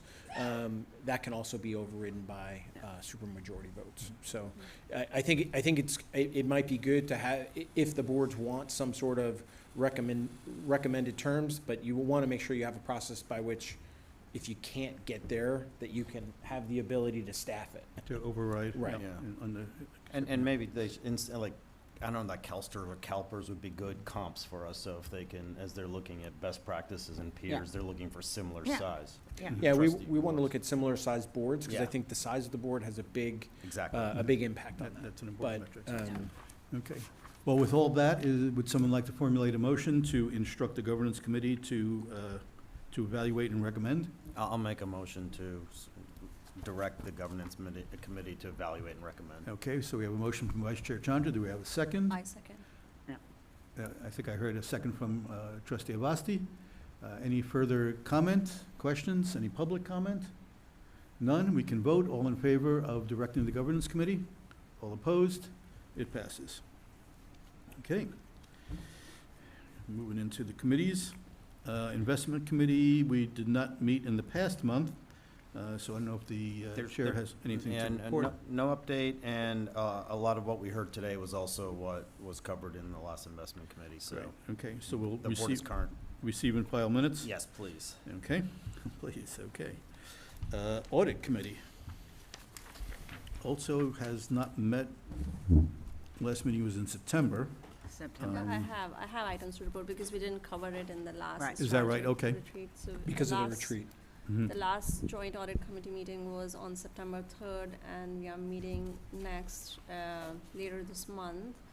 In the last meeting, we had interviews for the internal audit consulting services. So we had like 3 candidates, which the committee reviewed and interviewed, and we have an action item here to negotiate and execute a 2-year agreement with the selected candidate, which is Baker Tilly. And then other than the internal audit consulting services, we also had an action item on the joint audit committee meeting schedule to adjust for timely hearing on the ACFR. So that's another action item, and those are the 2 things that we discussed in the last meeting. Okay, so we need consideration of the recommendation for Baker Tilly was the top candidate? Yes, so to that'll we should receive and file minutes first, Oh, okay. and So then we receive can. and file minutes? Yep. Um, I'll give a brief introduction, and then we Mhm. can let the audit chair Mhm. talk. But we went through a request for proposal procurement process for internal audit services. We had a joint ad hoc audit committee put together that comprised both police and fire and Federated to review the proposals submitted, select finalists to bring to the joint audit committee. And then at the joint audit committee, we had three presentations, and the joint audit committee selected Baker Tilly as recommendation to the board for appointment as our internal auditor. I don't know if Trustee Abbott, as the head of the ad hoc committee, would like to discuss? We had, I would just say that when we came to the audit committee, we had some vigorous discussions about what we, who would be the best, and I think that the consensus turned out to be that we would recommend Baker Tilly, that they had both the ability to provide our services as well as a local presence, which would make it easier for us to, or the organization to interact with them. So, overall, that we came in with that recommendation, and that's what the audit committee came in with that recommendation, and I think we're now looking for an approval of that recommendation from the board. Okay. So is there any questions or discussions from trustees on approving this recommendation for Baker Tilly? I'll just make one other note. As compared to some of the previous procurements that we've recently done, this is for a 2-year term with 4 optional 2-year terms, as opposed to we've been doing 6-year terms with 1-year renewals. And the committee felt that we would like to have a more natural break point earlier in the process, being that this is the first time we're doing an internal audit service provider. So while we can break a contract with notice really at any time, we thought it would, the committee thought it would be better that we have that natural break without having to cancel a contract, which creates some negative, potentially negative feedback, but and it may be for reasons for not negative performance. It could be for various reasons. So, but 2 years of lived experience we felt was a good enough time to do an evaluation whether or not this model works as compared to the cost of this new model, because there will be a cost differential. And so I just point that out because it's a little different than some of our other procurements. And that seems very prudent. So, okay, so would anyone like to formulate a proposal that we accept this recommendation? I'll move that recommendation. We have a motion from trustee Linder. Is there a second? I second. We have a second from trustee Avasti. Any further discussion? Just one thing, Mr. Chair. Yes. I talked with the city manager of Palo Alto. Palo Alto does not have their own internal auditor. They have Baker Tilly. Okay. And we got a good recommendation back on that, and they've done that for a number of years. So this is a worthy test for us, I think. Okay, it'll be a new experience for sure. Yeah. And Mark, when you first reached out to ask about it, didn't they refer you to Baker Tilly? And then you had to talk to somebody else? Okay. Yep. Is there any public comment on this motion? There is none. Any further trustee comment or questions? If not, we can vote. All in favor of approving Baker Tilly based on the recommendation? All opposed? None. Okay. Move on to the Governance Committee, which has new work as of this moment. Looks like you haven't met since August. Is there any update from the chair? So I would just give an update that we met, we formally were introduced to Aon and our 3 people that will be representing Julie Baker, Benita Harper, and David Foreman. And during that meeting, we talked not only about what their capabilities were, but what the approach would be for the strategic plan, which the whole team is now aware of since we've kicked that off. One of the things that we also talked about was really who the stakeholders are and what the interview process should be like. And I think many of us have already completed our interviews, at least from the trustee level. Right. Okay. Yeah, I know they reached out to me. I've interviewed with Aon, so hopefully we all have. Item 6.4, Disability Committee hasn't met since September. All update from the chair. We have a challenge with the November meeting, and we may have to just put everything on to December. I see. So Okay. I talked with Sandra today. I talked to others. A couple of us have issues to deal with on that day. Okay. So it'd go to December 2nd. Got it. The other thing is our committee schedule, which last time it was proposed, didn't work with everybody. I think it's been worked out now. So Okay. instead of meeting the first Tuesday of the month at 10, it would be the second Tuesday of the month at 1. Okay. And all the committee's right here, so if anybody disagrees with that. They can Right, well, I'm glad that you found a suitable time to meet. I know that's very difficult sometimes. Well, I thank the staff for working on that. Mhm. It's always a challenge, Mhm. and then we still cancel things. Yeah. Okay, and we will receive and file the minutes Yes. from disability. And that leads us to 6.5 Joint Personnel Committee. Another exciting committee. Yeah, we've had a lot of activity recently. Chair or Vice Chair JPC Chandra? No, Chair. Chair, I'm Chair sorry. of the JPC. He's the chair This now. year- This year, it's Federated's turn to chair. I'm Okay. chairing. There's a good chance that Federated will chair next year because we will be in the middle of a CIO search. And when we did our CEO search for continuity true. purposes, we kept the police and fire chairperson as chairperson for another year, and the charter allows us to do that. So there's a bunch to discuss here, some of which includes action, which I wasn't expecting. But the first is discussion and action on the 2026 scheduled Joint Personnel Committee meetings. John, that's an action item? I mean, not to mention, that's gonna get revised pretty So significantly. this is just the oral update, so that's just for your discussion points. Oh, And then okay. B, C, and D are where we take action. Oh, that's right. Where I it's forgot. indented is. Yes, I forgot that. We Okay. changed that. Thank you for reminding me. So then, I think what I'll quickly summarize, a couple of points. One, John mentioned this earlier in his remarks. We are in the process of trying to create a Deputy Chief Investment Officer classification. You got the most recent update from John. And then the second thing is the JPC will be meeting, I believe, next Friday to work with the recruiter that we have retained. And we will create basically the job spec, job description, referred to as a brochure, and then get that out for public dissemination to start to attract candidates. I'm trying to think if there's anything else from the recent JPC. Again, want to thank Prabhu for his generosity of being willing to help us with this transition. I think it's critical that we get this right, and the baton will be handed off smoothly. And so with that, why don't we move to item B, which is just to receive and file. Those are the minutes. And then item C, let's see, discussion. Is it the add delete for staff specialists or? Yes, if you'll allow. Yeah, please. So for, my comments here are for C and D. You will have to take them separately.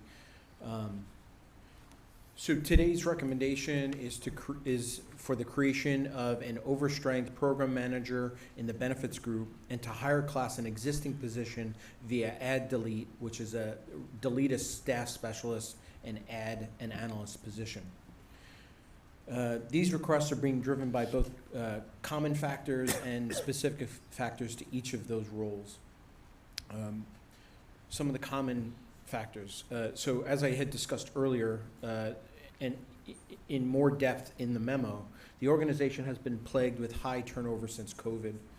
Initially, it was hard to assess whether the current workload was due to turnover, AKA temporary staff or training needs, or if there was a systemic need for additional capacity.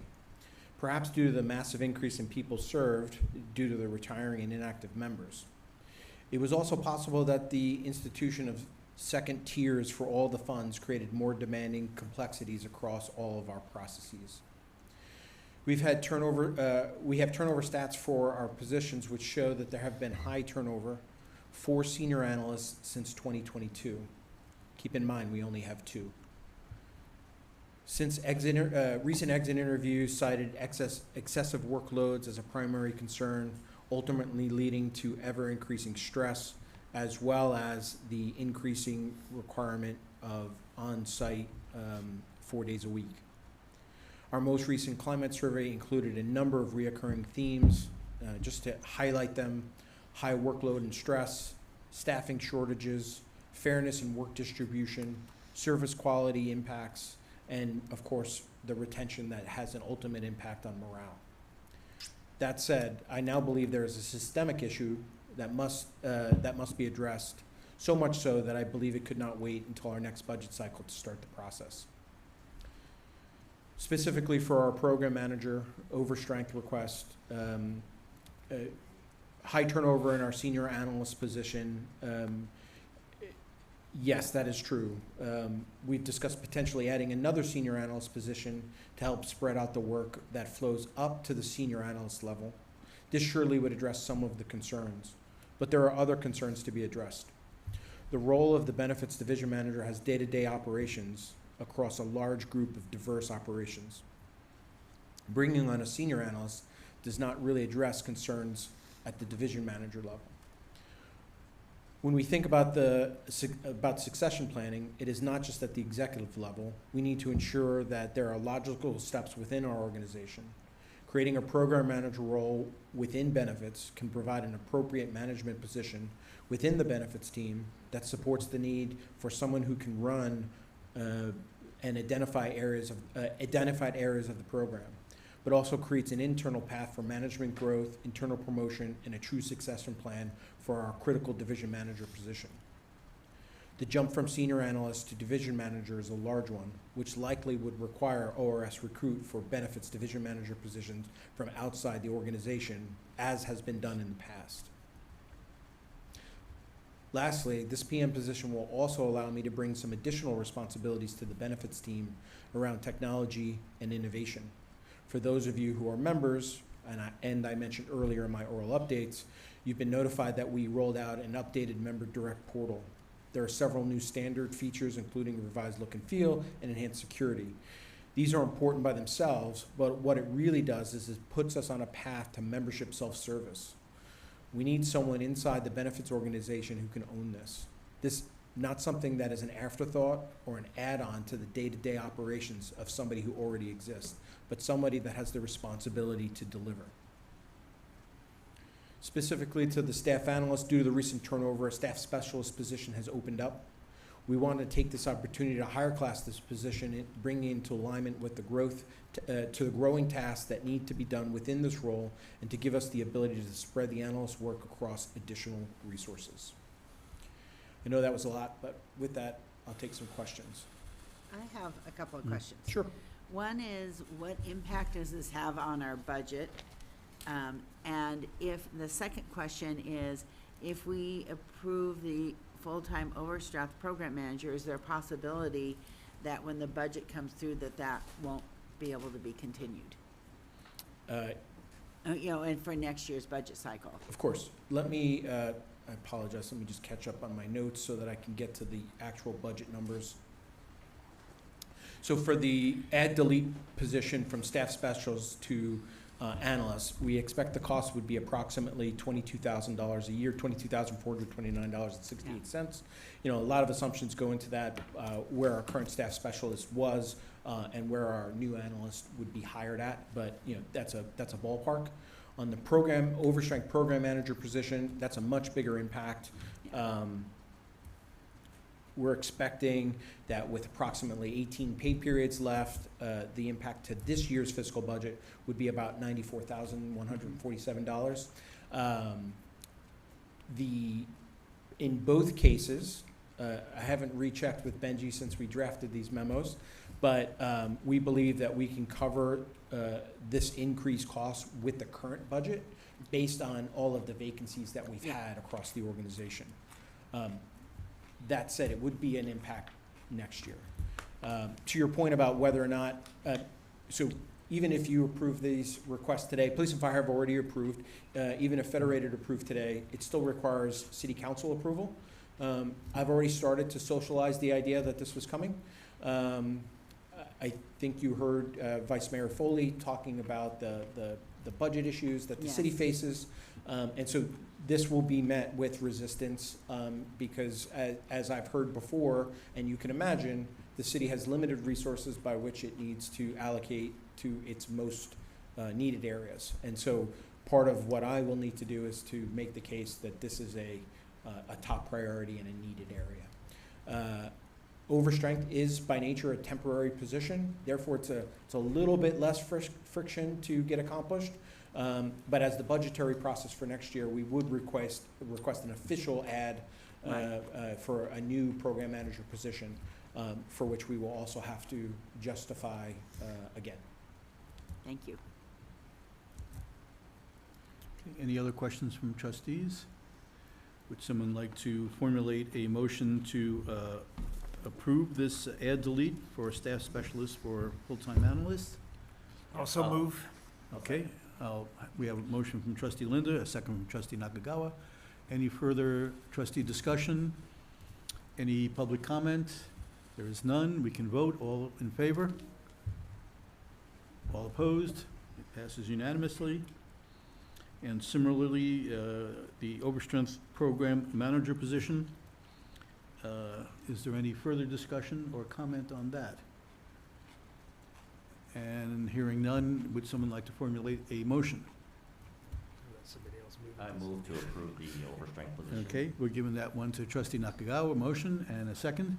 I'll second. Second from trustee Linder. Any further trustee discussion? Any public comment? There is none. We can vote. All in favor of the motion? All opposed? None. Just a quick second, thank you for your support. This is duly needed, so we highly appreciate that Yeah. support. The idea that we're functioning at half strength is concerning. Joint Audit Ad Hoc Committee, is there anything to report from the trustee Abbott? And so we previously addressed this, so. Okay, no. Actual Services Committee, Joint Ad Hoc, oral update from trustee Vasti. Nothing to report, I think you already I can give a captured. quick update. We just received word from Milliman that they've approved the last draft of our contract. And so we're working with Reed Smith to mirror the contracts for Federated Police and Fire, and hopefully will be processed for getting those signed. Once they are signed, we'll drop this ad hoc committee as we will have fulfilled its obligations. The joint audit ad hoc committee, this will be the last time it's on the agenda, with the approval of the audit services agreement today. Okay, great. And now we have a new one, a Joint Personnel Ad Hoc Committee, which Fed is represented by Vice Chair Chandra. Remind me again, who was Police and Fire? It's Andrew Gardner, trustee Got it. Mhm. Yeah. We don't have anything yet to report. Okay, I We're didn't- just newly formed, and we'll Okay. meet for the first time on Friday. All right, we'll let you off the hook this time. Education and training, a lot of opportunities there. Any proposed agenda items? So hearing none, we are adjourned at 5 to 12. Thank you. Very good, Mr. Chair, thank you.